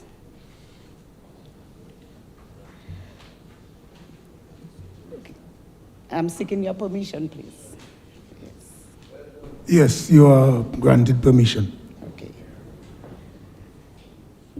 Mr. Speaker, first of all, the budget indicates a number of areas that give support to ensuring that we can attain the various components under our CRRP, which is the Climate Resilience and Recovery Plan. I will start by just focusing on a few essential areas that would support the fact that we are building a resilient country, that we are pushing to ensure that we have healthy people, strong communities, a resilient nation, and a robust economy. First of all, Mr. Speaker, I will speak to agriculture. Our government, Mr. Speaker, has always invested very heavily in the agricultural sector. And we have done so more particularly in the last 5 years following Hurricane Maria.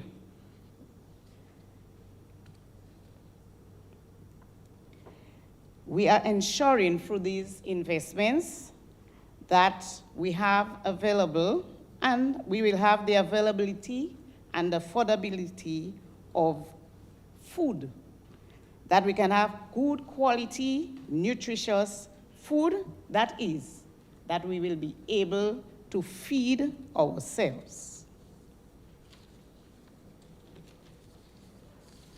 Mr. Speaker, through the investment, we are ensuring that we can sustain livelihoods, and create increased employment, we will be able to expand the productive sectors like agriculture. So these investments, they are well planned, well thought out, because we know where we are going.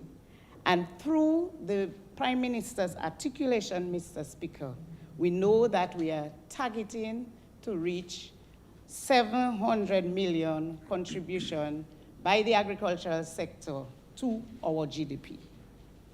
And so this year, Mr. Speaker, there has been a lot provided for in the budget for the agricultural sector. And as much as $47 million investment, capital investment for agricultural sector. And this is also complemented by other provisions made for the Ministry of Trade, particularly DEXIA, because we are not only seeking to expand production, expand the rural economy, but we are seeking to penetrate new markets and to sustain already existing markets. So as I said, we are seeking to expand the rural economy, and we are seeking as well for a more diversified agricultural sector. And we heard Honorable Douglas this morning spoke of passion fruit, spoke of white potato. We are looking at exotic fruits. So already we have a more diversified agricultural sector. Honorable Francisca Joseph mentioned the fact that she mentioned banana and plantain. But if you look at the reports on what is happening, we are already well on our way to having a much more diversified agricultural sector. Through this investment, we are seeking to empower women and men farmers so that they can become more self-reliant, so that they can take care of themselves and their families, so that they can contribute further to creating wealth for themselves and also investing again into the economy. So we are increasing as well with these investments. We are seeking to increase our production, not only for local consumption, but also to reach the export market and to ensure we have increased foreign exchange. So these investments are not just sky in the pie, they're investments very targeted to ensure that we can have increased production and expanded economy that we can all enjoy. And already, I know that a number of farmers have benefited from the programs of the Ministry of Agriculture all around Dominica.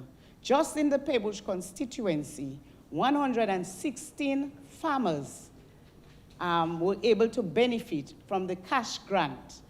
Many farmers also were equipped with tools, machinery, they received inputs. And so the farmers are working and they are committed and they are getting the support from this Labour Party government to ensure that they can produce. Mr. Speaker,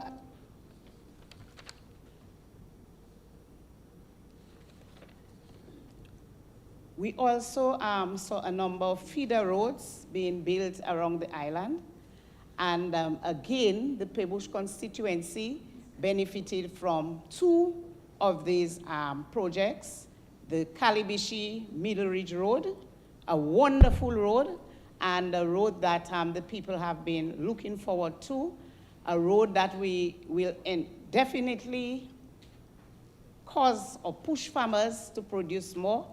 And also, it's a road that is an alternative in the event that you cannot use the main road. As we know, Kalibishi is in a low-lying area, and this road is very important. Also, we have the Bopla Road, feeder road, one of the 9 roads done as well in Pebush, and a very needed bridge was constructed, and several meters of road is being done as well. And again, people are already looking to expanding activities in that area, increasing their their agricultural activities in this area. And it also, there's been discussion because it lends itself to agrotourism. So already there are people discussing the possibilities of agrotourism. And I will be having meetings with them to be able to have this area, Bopla, as one of the areas for development in terms of tourism.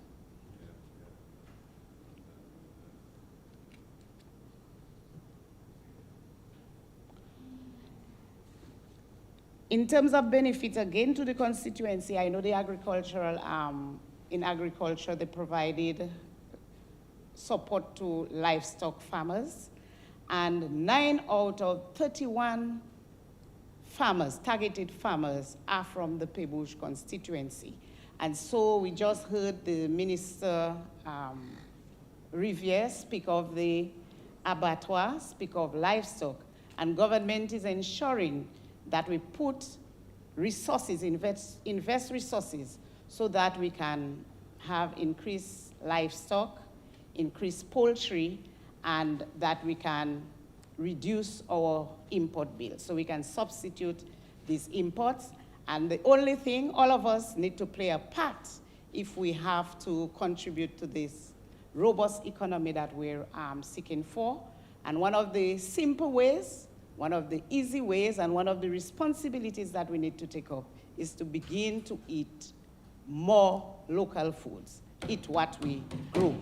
And so I heard again Ms. Joseph, Honorable Senator Francisca Joseph mention some places you have 50% of their produce being or not importing 50%. And so for us to get there, Senator, we have to encourage our people to eat what we grew. Okay, if all we eat is macaroni and rice, yes, macaroni and rice, we are the ones going to buy it in the supermarket, then the merchants will definitely import it. There's a lot of investment as well. The budget provided for investments in health, and there has been mentioned already, and we know it's very visible, the investment we are making in health infrastructure. There are 12 health centers already built, and there are others on stream, and that's modern, resilient health centers. And already, most of them are in use. The Anzime Health Center is in use, although it has not yet been commissioned and will be commissioned soon. We also speak, if we are speaking healthy people, strong communities, we know that primary health care is very, very critical, particularly in the effort to address the issue of CNCDs. We know the concern or the number of people that we have suffering with diabetes, high blood pressure, and the works. And this is, this primary health care, improving primary health care, will most definitely improve the services and try to address CNCDs. Although having this infrastructure alone does not ensure that, so again, people have to take personal responsibility and to take care of themselves, do the physical fitness, and I appreciate the recommendation or the proposal for having programs in the community where we can encourage people to get into exercise, good nutrition. And as the Minister of Sports, Culture, and Community Development, I see our ministry playing a very critical role.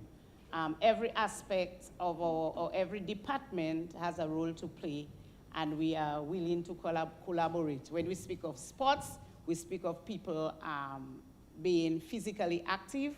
When we speak of culture, we need to get back to some of the things that we used to do that would have our people healthy.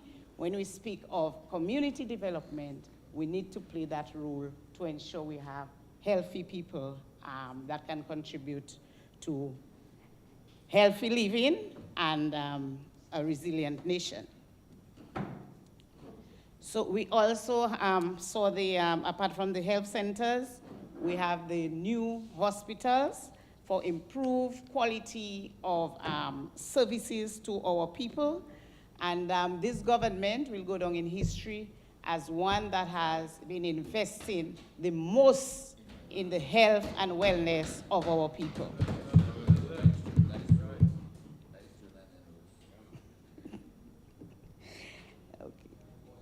But also, we are not only looking at the infrastructure in terms of health, but we have put in place the hospital authority, which seeks to improve the management of the administration, the management of the hospitals, with a view to having improved quality of services. And we don't only have the hospitals, but we are ensuring that we equip the hospitals with have the modern equipment that can reduce the bills that we face when people have to find tertiary care elsewhere. So no longer, or in the near future, we'll have much less people seeking care out there. Instead, we will have people coming from the region to access the services because we are positioned in Dominica to provide improved quality services. Yes, the HIFU. I'm not sure if when people heard HIFU, it meant IFU. It meant IFU and they did not understand, but it was HIFU machine.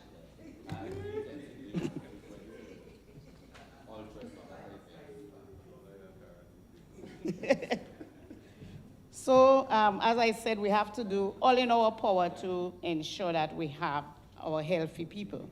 We also have provision in this budget in terms of water supply. We know the saying, and it's true, water is life. And it, contrary to the thinking of people, where you hear a lot of people, Dominicans, because we have many rivers, they say, oh, but Dominica have so many rivers. It is very, very costly to bring pipe-borne water to the households. But this government was well, in fact, Dominica was well on its way to having 100% pipe-borne water across communities in Dominica. This was affected by Hurricane Maria, but we are not giving up, and the government continues to invest significantly to ensuring that communities can have quality and reliable water supply. And so provision is made in this year's budget for a number of communities to have either new water systems or rehabilitated water systems. I know Water Wavern, Cotton Hill, a number of other communities, as well as Calibishi, will be benefiting from the Bon Prosper. In terms of the BNTF, we have on our way to spending pretty close to $3 million to ensure that Mon Prosper has a reliable water supply. And in terms of water, when we think of water to the household, it's not only for having water in the household, but it ensures it facilitates agricultural production. And I see the women, we know we have a lot of women in Mount Prosper involved in vegetable production, and this is going to be very, very critical and beneficial to these women farmers and other farmers. It is also very critical for the operation of businesses. We know we have a lot of bars, restaurants, and when you speak of healthy living, you also need water. So these investments, so you realize that all of these provisions, all of these plans provided for in this budget, it's because it is people-centered. It is regarding the life, the improved quality of life of people. It is regarding ensuring that communities can be strong and that we can have a resilient nation. Yes. Now, it's the government for housing, and not only housing, but resilient housing. The government has always, or increasingly, incrementally, we are addressing the housing issues across all stratas of society. Contrary to the thinking of some, in society you have those who are very vulnerable, you have low income, you have middle income. And if you look at the programs of government, government has always targeted the different strata of society. We are building homes for the vulnerable groups, but we have always had, for example, money in the aid bank, money in government housing, targeting the middle income groups. And we are going further this time, and we are ensuring that we have this future housing program that also targets another group, the middle income group, but with their own set of vulnerabilities, because there are many of them who are unable to afford land, or they do not have access to land. So it's a very important project. And home ownership, it addresses the issue of housing, to house families, to have safe and affordable shelters. But it also comes with a sense of pride, a sense of accomplishment, and it also sets the foundation where you can improve the life of your family, and where you can begin to accumulate wealth. Because when you have a COT, a certificate of title in your hand, you have a home, you can then utilize that to educate yourself and educate your children. And so home ownership for these people that are targeted, for the young professionals, I would encourage them to take advantage, because that's how many of us have been able to accumulate wealth, to have that sense of pride, and to invest in the education of our children. So this government is one who is always forward-thinking and always has a holistic approach to improving the quality of life. So I speak here, I speak of agriculture, I spoke of housing, I spoke of safe drinking water, and all these contribute to stronger communities, a robust economy, and healthy living. Now, if we are speaking to a robust economy, we cannot not mention the international airport. This is the single most significant project that can transform even further the economy of Dominica. It is, the international airport definitely will allow more people to come to our country, thereby increasing tourism. It will open up the country for increased business opportunities. It will facilitate trade, and it will create employment. And I urge the people in the Northeast, including North and all over Dominica, to begin to see what skills will be needed and take advantage of the job opportunities that will be there, not only during construction, but when the airport is opened in the year, what was it? 2026. So position yourself, and we are well on our way, and by the grace of God, it will happen. It is going to happen, and we claim it in the name of the Lord. The Ministry of Sports has its own part to play through its mandate, and in ensuring that we can have strong communities. We are the ministry responsible for communities, and through our various departments, we do that. We speak of sports, we speak of culture, we speak of community, and all of these areas, you speak people, you speak interacting with people, helping people to grow, helping people to develop, helping communities and families to develop. And so we have a very critical role to play, and we have been doing so.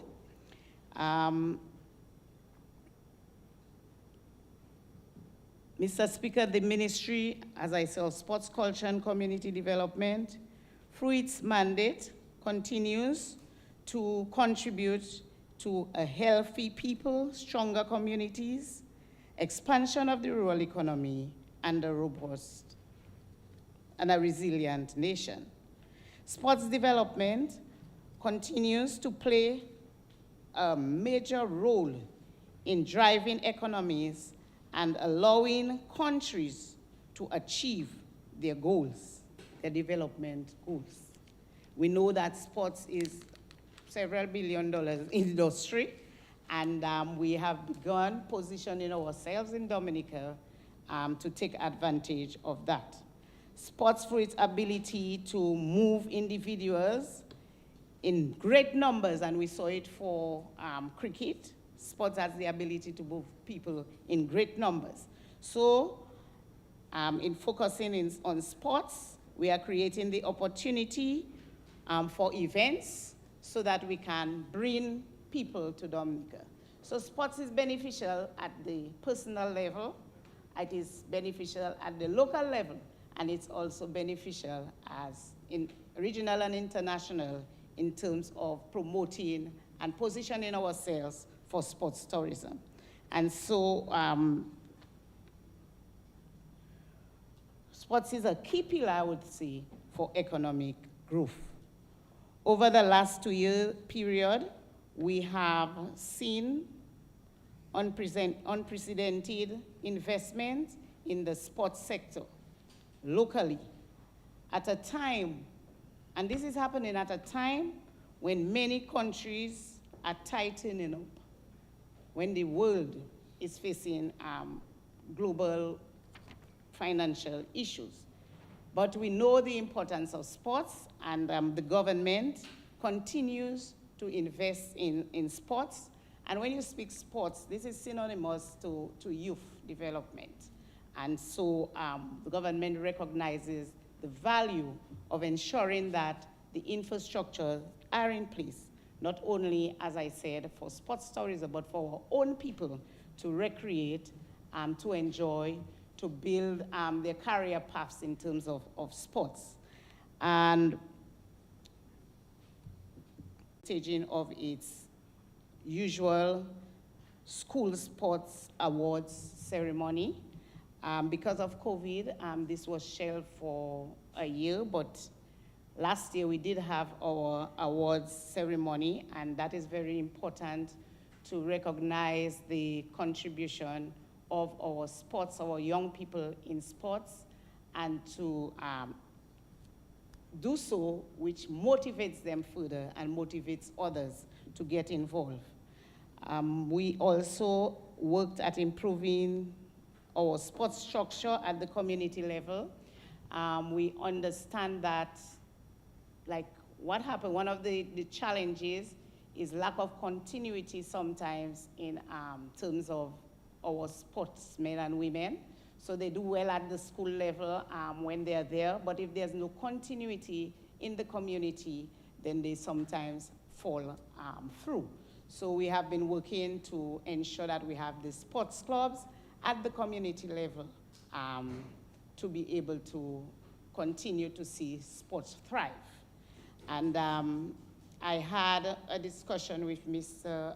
Skerry, the president of Cricket West Indies, and we were discussing such issues. And so if we want our young sportsmen and women to make it, we have to target them at the school level, but also at the community and national level.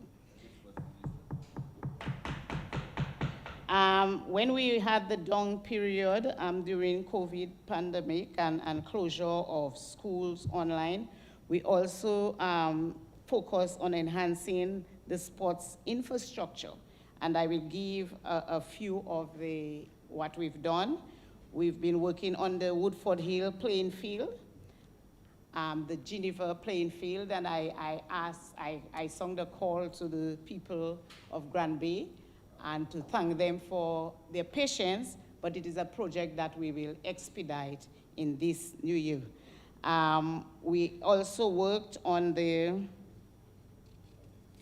Also, we also saw the hard courts in Bath Estate and in Mount Prosper, and I will use the opportunity to thank the PAL reps who played a very leading role in ensuring that we could have these hard courts. We saw as well the OECS netball series, which was hosted very successfully at the Windsor Park forecourt. And we got very good accolades for hosting this tournament. We spent $347,000 to prepare, to put all of the amenities that we needed in place to host the game. But already it has brought a request for another tournament that we can host, another netball tournament, the Jean-Pierre Under 16 tournament. So we've received that request. So it has positioned Dominica in terms of sports tourism, okay? We also saw the works, I said we had improved works done at the forecourt, the 3 courts at the Windsor Park Sports Stadium forecourt, and so we've been working, and we look forward to doing other courts around the country. We already have the design, as Honorable Ian Douglas said, for starting and preparatory works are going on for starting the hard court facilities in Portsmouth. And so we do it bit by bit. We also fenced. We also did some work on the La Plaine playing field. We did the fencing and some other works for improvement to a cost of $90,000. And soon from now, this month, August, we will be commissioning the Massac indoor court, and this is very important. And I also thank Mr. Blackmore for his leadership and his continued work. And it's a very important facility for us. We will be able to play, so the weather will not, sometimes when you have these games and it starts raining, you have to interrupt these games. But with the indoor facility, it is positioning basketball at a better level that we can play without interruptions. It also places Maho in a position for sports tourism, because not only Dominica is looking forward to this facility, but I've had discussion with other ministers of sports in the OECS, and they're looking forward to having regional games there. So, right, so again, the government is investing in sports facilities to the benefit of this country, the social, economic benefits of this country. Despite the challenges, Dominica also participated in a number of overseas tournaments and events. Dominica participated in the Tokyo Olympics.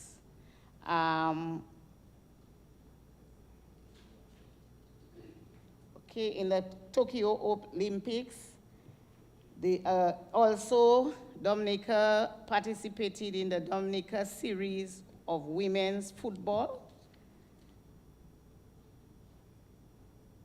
And for the World Cup qualifier, Dominica's senior national netball team also participated in the OECS netball tournament.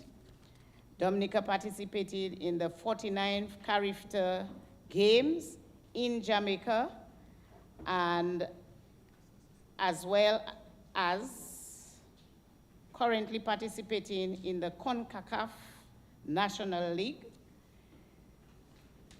And we have our teams, our delegation currently going to participate in the Commonwealth Games in England.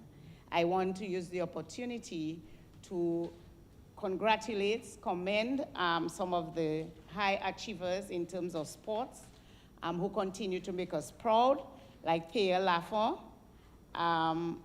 In a number of events, she has been in the top, and at the Olympics, she qualified for the final of the women's triple jump as well.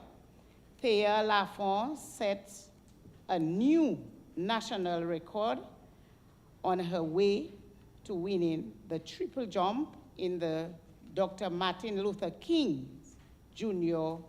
Collegiate International in New Mexico.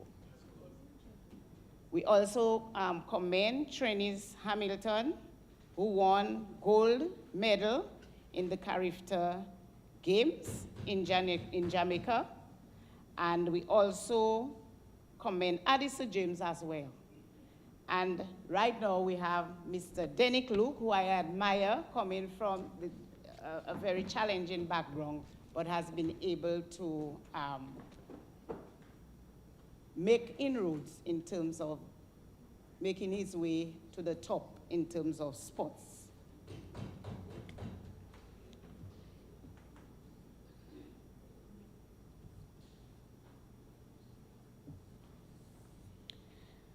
Okay, we also were very, very happy to host successfully the International Cricket T20 games between Cricket West Indies and Bangladesh. And people still can't stop talking about this game, about this event. Dominica received great accolades for hosting this game, and we were described as the best prepared stadium in the entire region for the games. And Dominicans really show their nationalism, their patriotism, their love for cricket, and came out in large numbers. And for that, I really want to thank every Dominican for making us so proud. So it is something we really are elated about, and it's been appreciated around the region and the world. And so we will have to, but it did not, it did not just happen without the necessary investment. In fact, Hurricane Maria did destroy almost everything in the stadium except the stands, but we had to redo the roof, put new roof. We had to change all the amenities, the media center, we had to upgrade the pavilion, we had to upgrade the practice area, put in new cameras, new internet, everything we had to redo to ensure the amenities. And the scoreboard, one of the second largest quality scoreboard in the world for quality cricket scoreboard in the world, second to Melbourne in Australia. And then,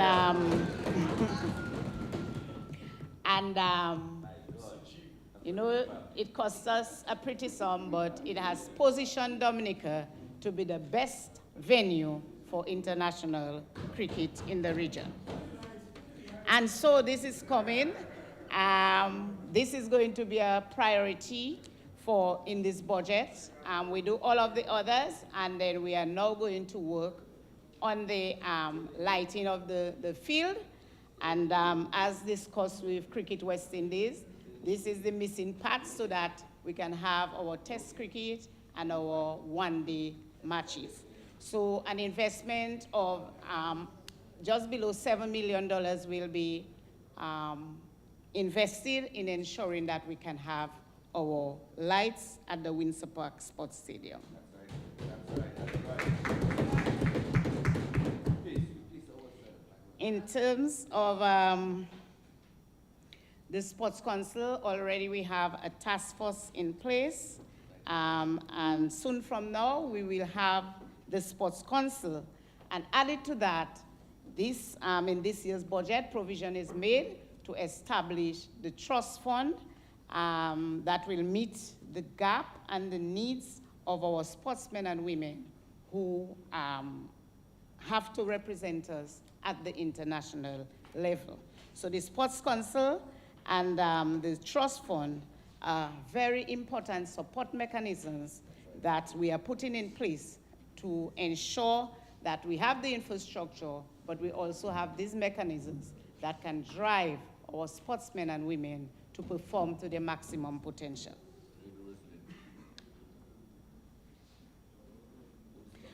At the same time, apart from the infrastructure, we at the sports division are undertaking several programs of training and events that can improve the skills of our sportsmen and women, especially our youth. We have a number of school-based programs. We have the cricket caravan and so on. And so we go out to the schools and we help to motivate and train these young people. And added to that, we have been providing them with gears and with uniforms because we know without these, they cannot advance.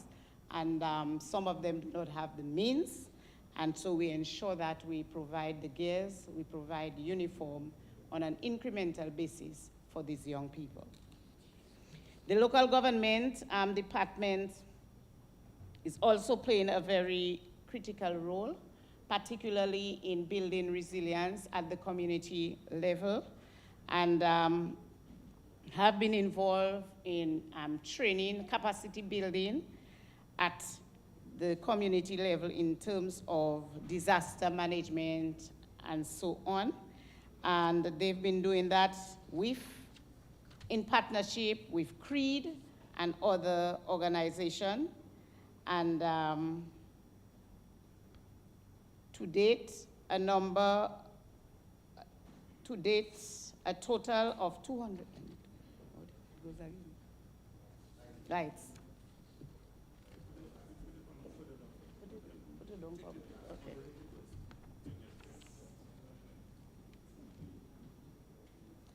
So the local government focus has been greatly on empowerment and building capacity for community resilience.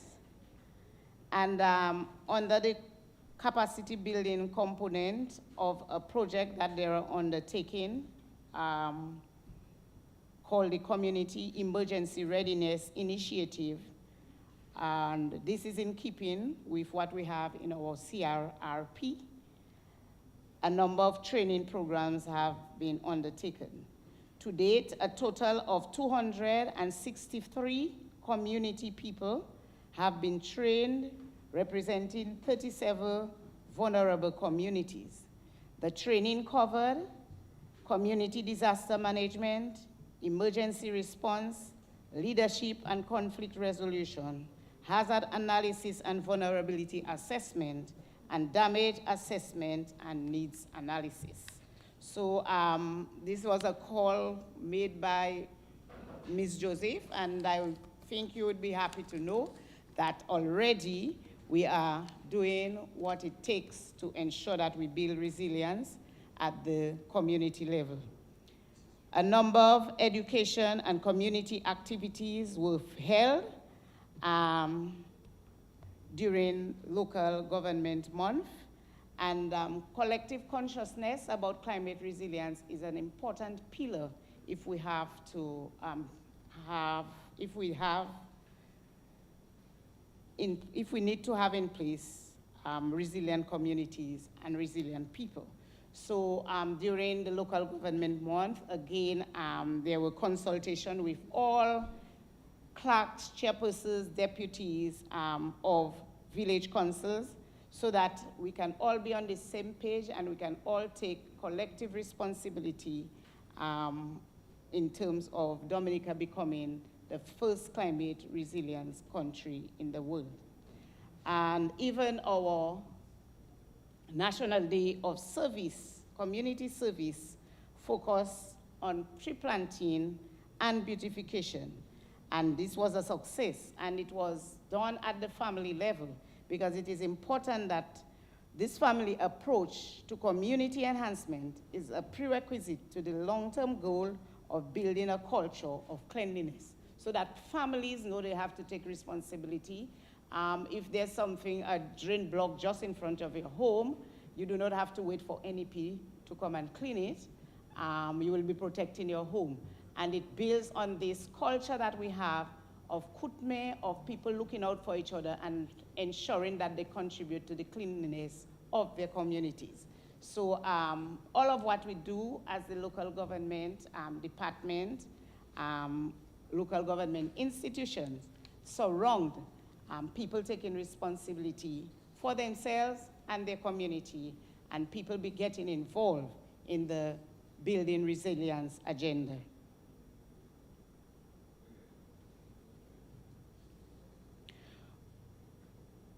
Also, a number of vulnerable communities were identified through assessment done through CREED and the local government department, and this informed the training in response to that to strengthen the capacity of these vulnerable communities. So I spoke of the first training program. Apart from the 263 trained, there were 23 field officers from 4 divisions: adult education, youth, welfare, and local government, who were exposed to a two-day training of trainers workshop to administer psychosocial support post-disaster. And we've had the experience after Tropical Storm Erica and after Hurricane Maria. We saw it very necessary that there is need for psychosocial support. At the time that somebody loses their whole home or loses family members, they need, or one of the biggest areas of support that they will need is psychosocial support. And so we are empowering the officers, the key agencies within communities to provide that necessary support.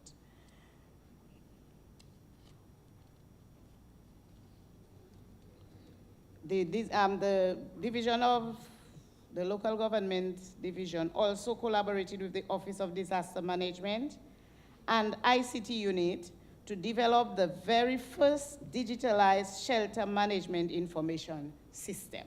So we are going digital, and this is necessary, that system is necessary to provide valuable information such as shelter personnel, location and coordinates of shelters, shelter fixtures, the condition of the facilities and equipment, as well as a register of people in emergency shelters during major events. And that's very important, especially as we are moving to regional shelters and you have many more people in one location and coming from different areas of the community or different communities altogether. The system has been operationalized and data is being collected and uploaded by the field officers. The division has also collaborated with the USAID in conducting training for shelter managers.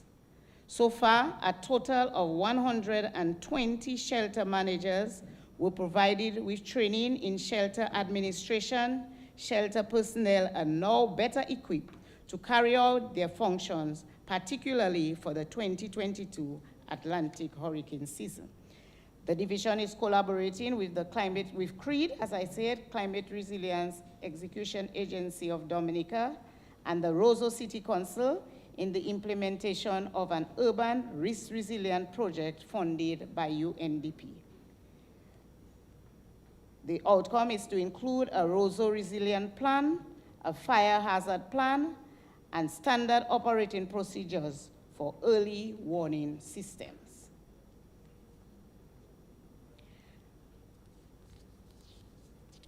I refer now to culture, the activities in culture. As you know, by the nature of cultural activities themselves, it meant bringing people together. But with COVID-19 pandemic, this was more or less not possible. But the team at the cultural division has been very creative in ensuring that we can continue, or we could continue to have this spirit in us, where we celebrate our culture. And so in the creative manner, they were able to use the virtual platform for a number of activities that still kept the spirit of Dominicans alive and well in terms of cultural celebration, even if we could not meet face to face. And so we'll all remember the virtual cultural gala. I'm sure a number of us saw that, and it went down well with many viewers. Additionally, the virtual street jump up. So even after Community Day of Service, there was a virtual street jump up, and it even felt like you were in the place. It felt very real. They also, the cultural division also had a Christmas culture production. So they found very creative ways to ensure people remain connected and were able to enjoy. And even the National Day of Prayer was different this year, where it ensured inclusion. So there was prayer, presentation by Rastafarian, Christian, Indian, Muslim, African, Haitian. So the production ensured it included everyone, every denomination. They facilitated a cultural exchange program in collaboration with the US Embassy, a group from Barbados. And so they continue the work of research and 10 more minutes. documentation. All right, I'll just ask for. Okay. Okay. Going forward, the division, in terms of culture, going forward, we will have implementation of an intangible cultural heritage project. And I mentioned earlier of some of the areas like Kutme, some of the values, cultural values, which really upheld societies. And some of these, if we do not watch it and we lose it, it changes our society, not for better, but for worse. And it is always important that we can document both our tangible and intangible cultural heritage. And so we are working in collaboration with UNESCO for a project where we will seek to address some of the gaps and do some documentation, make some policy recommendations in terms of safeguarding our intangible cultural heritage. We are also partnering with the OAS in terms of the creative sector, and we have had consultation and meetings with the stakeholders. And currently we have a framework for the advancement of the creative sector. And subsequent to that, we will have necessary training, professional training for the clientele, the different players in the creative industry. So we are tackling culture one way by having updating a strategic plan for the preservation of our culture, its promotion, but also the economic benefits to be derived through the creative industries. And currently, we are also seeking funding through another UNESCO project that would advance further the growth and development in the creative industries. And I want to use the opportunity to inform or remind the people in the creative industries that government understanding the value of the creative industries in terms of making money from our culture and entertainment, from film, from arts and crafts, cuisine, the fashion, music and entertainment. And we saw how well Carlin XP rose to the occasion in terms of using the virtual to advance. So a number of our people are advancing. Issa Banton and their ambassadors to Dominica. And we want to remind them that government, understanding this for some years, has in place funds at the aid bank for the cultural industries. And 2 new projects will be undertaken this year as we seek to promote the heritage of communities around Dominica. So we are going to be working on Matutus Park in Grand Bay. We know that there are 2 very culturally strong communities in Dominica, Grand Bay and Pebush. And in both, as you know, for example, Tradibel is 41 years in existence. That's a group who has done a lot for culture, and we have a lot of significant cultural icons in the community of Granby. So not only do we have Matutus Park, but we have all of these that we need to showcase as a heritage and to also promote heritage tourism. The Pebush Cultural Group as well will be celebrating 40 years next year and have done significant work. And we will be doing a project as a cultural and resilient center in Pebush. And that will be at the top of the Pebush Resource Center, so it will serve as a cultural center. But that area is also central to bringing people together for sports. And so we will have change rooms, locker rooms, and so it will also be utilized for sports. And as I speak of, and then it will have the 3rd purpose of being a shelter in times of disaster. So that's a very critical project, and one which will be, it's dear to the people of Pebush, especially those involved in the cultural development and sports development. And I use this opportunity to thank the committee that organized the ongoing exciting league. Every Sunday is excitement in Pebush, a cricket league on the hard court. And it brings a lot of people from neighboring communities. So we are making extra use of the facilities that we have, not just for basketball after cricket, but for an exciting cricket league that brings players from 13-year-old to 70, because on Sunday, one of the persons playing cricket, his birthday, his 70th birthday was on Sunday. So it brings the entire community together, and that is so very important.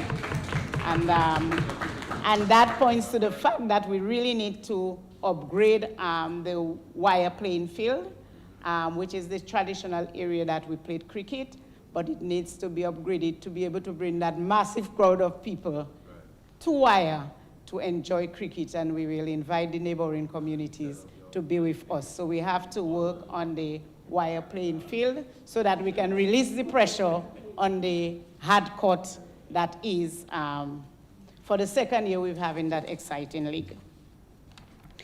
The Basic Needs Trust Fund, 9 program, Basic Needs Trust Fund 9 is almost complete. Most of the projects are complete, and we will be commissioning the Mon Prosper hard court soon, as well as the water project in Mon Prosper. And we have already commissioned some of the projects.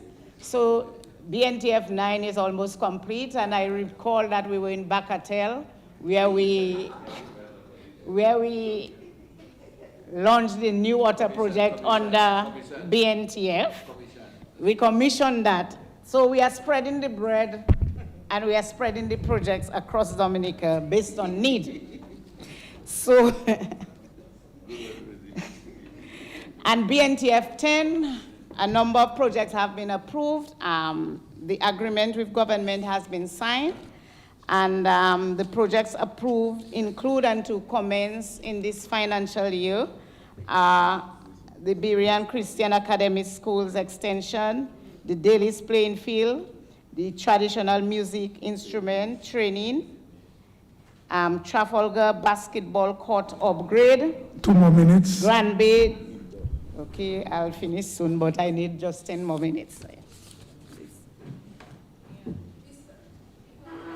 honorable member be given an additional 10 minutes to complete her presentation.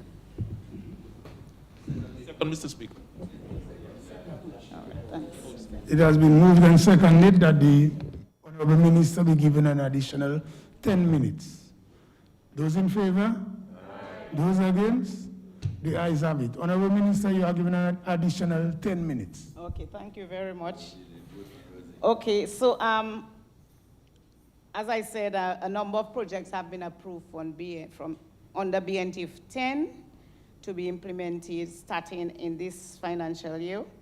And I was listing them: the Birian Christian Academy School expansion, Daly's playing field, traditional musical instrument training, Trafalgar basketball court upgrade, Grand Bay Dubic multi-purpose facility, completion of that.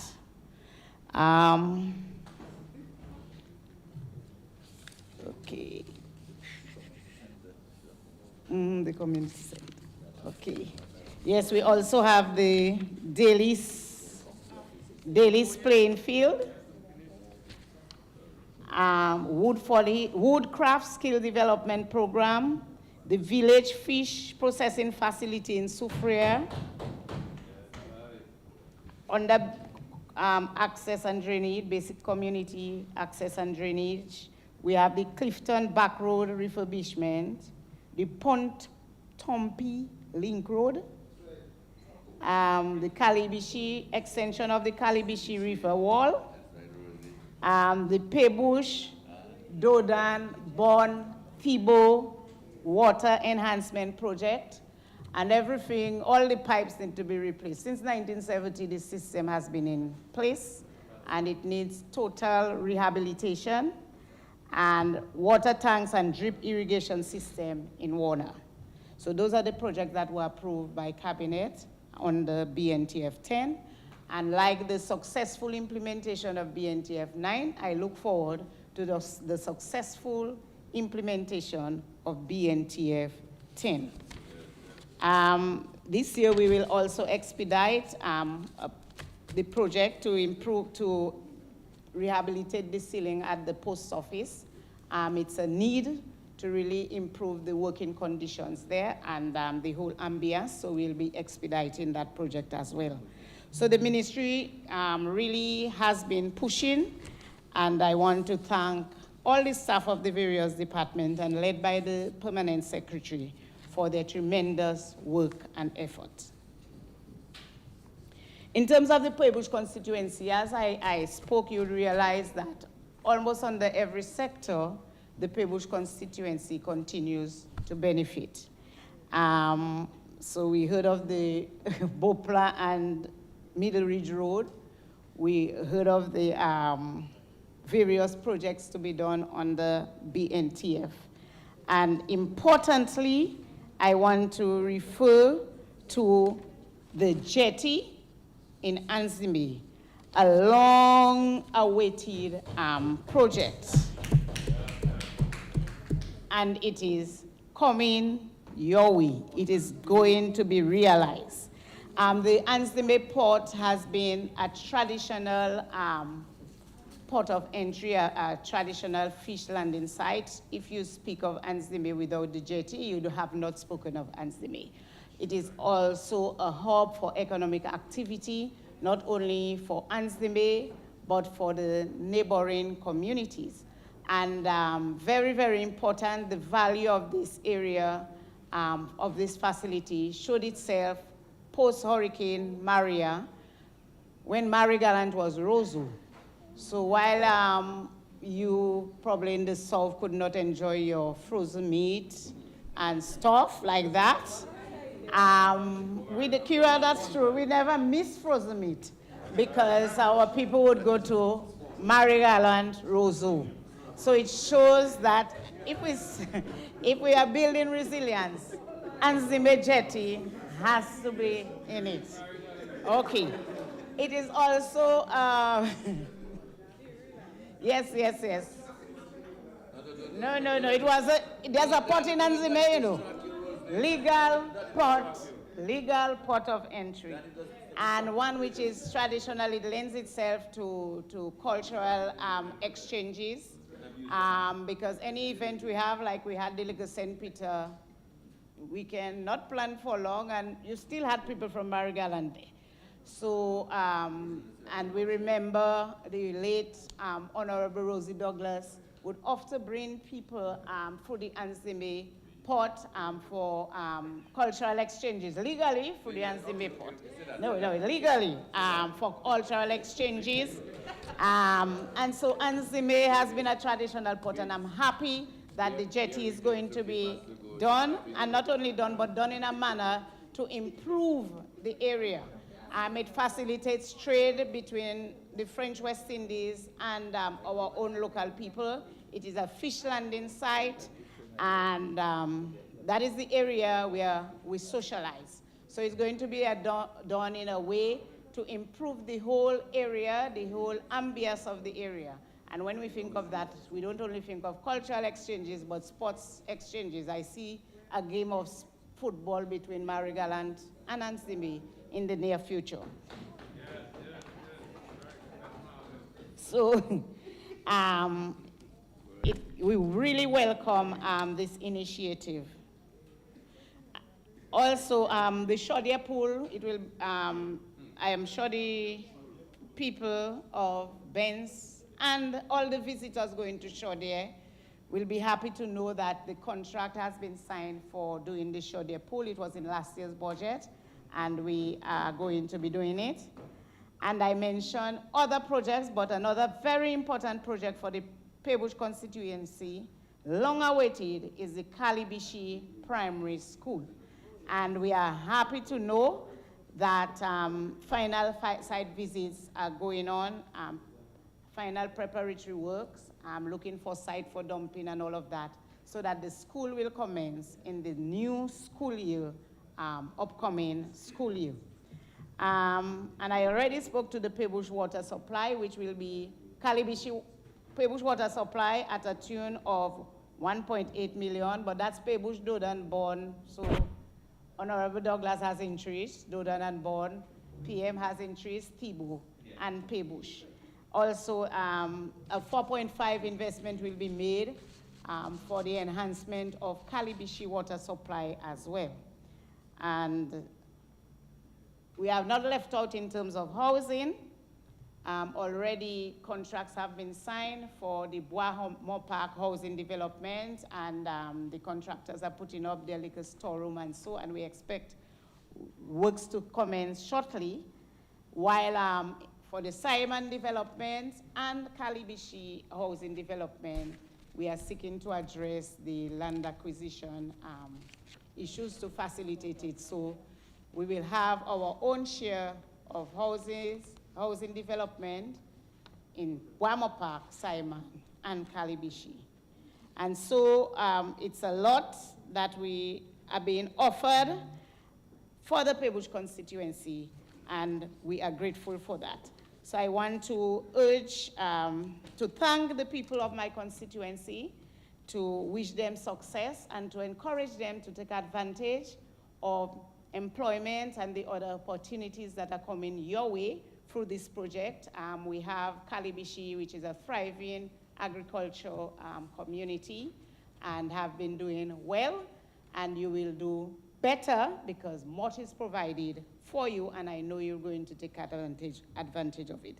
So I want to thank all of the leaders, community leaders, who continue to work with me and support me, and to inform you or remind you that I love you, the constituents of Pebush, Kalibishi, Anzime, Benz, and Solda, and I'm really grateful for your continued support, but we have a lot of work to do together if you listen to all the listing in this year's budget. I thank you.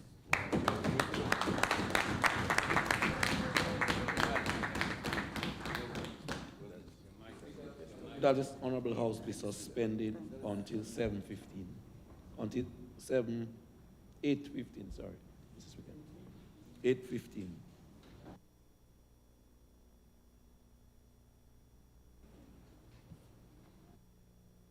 It has been moved and seconded that the House be suspended until 8:50. 8:15. 8:15. Those in favor? Those against? The ayes have it. House stands suspended until 8:15.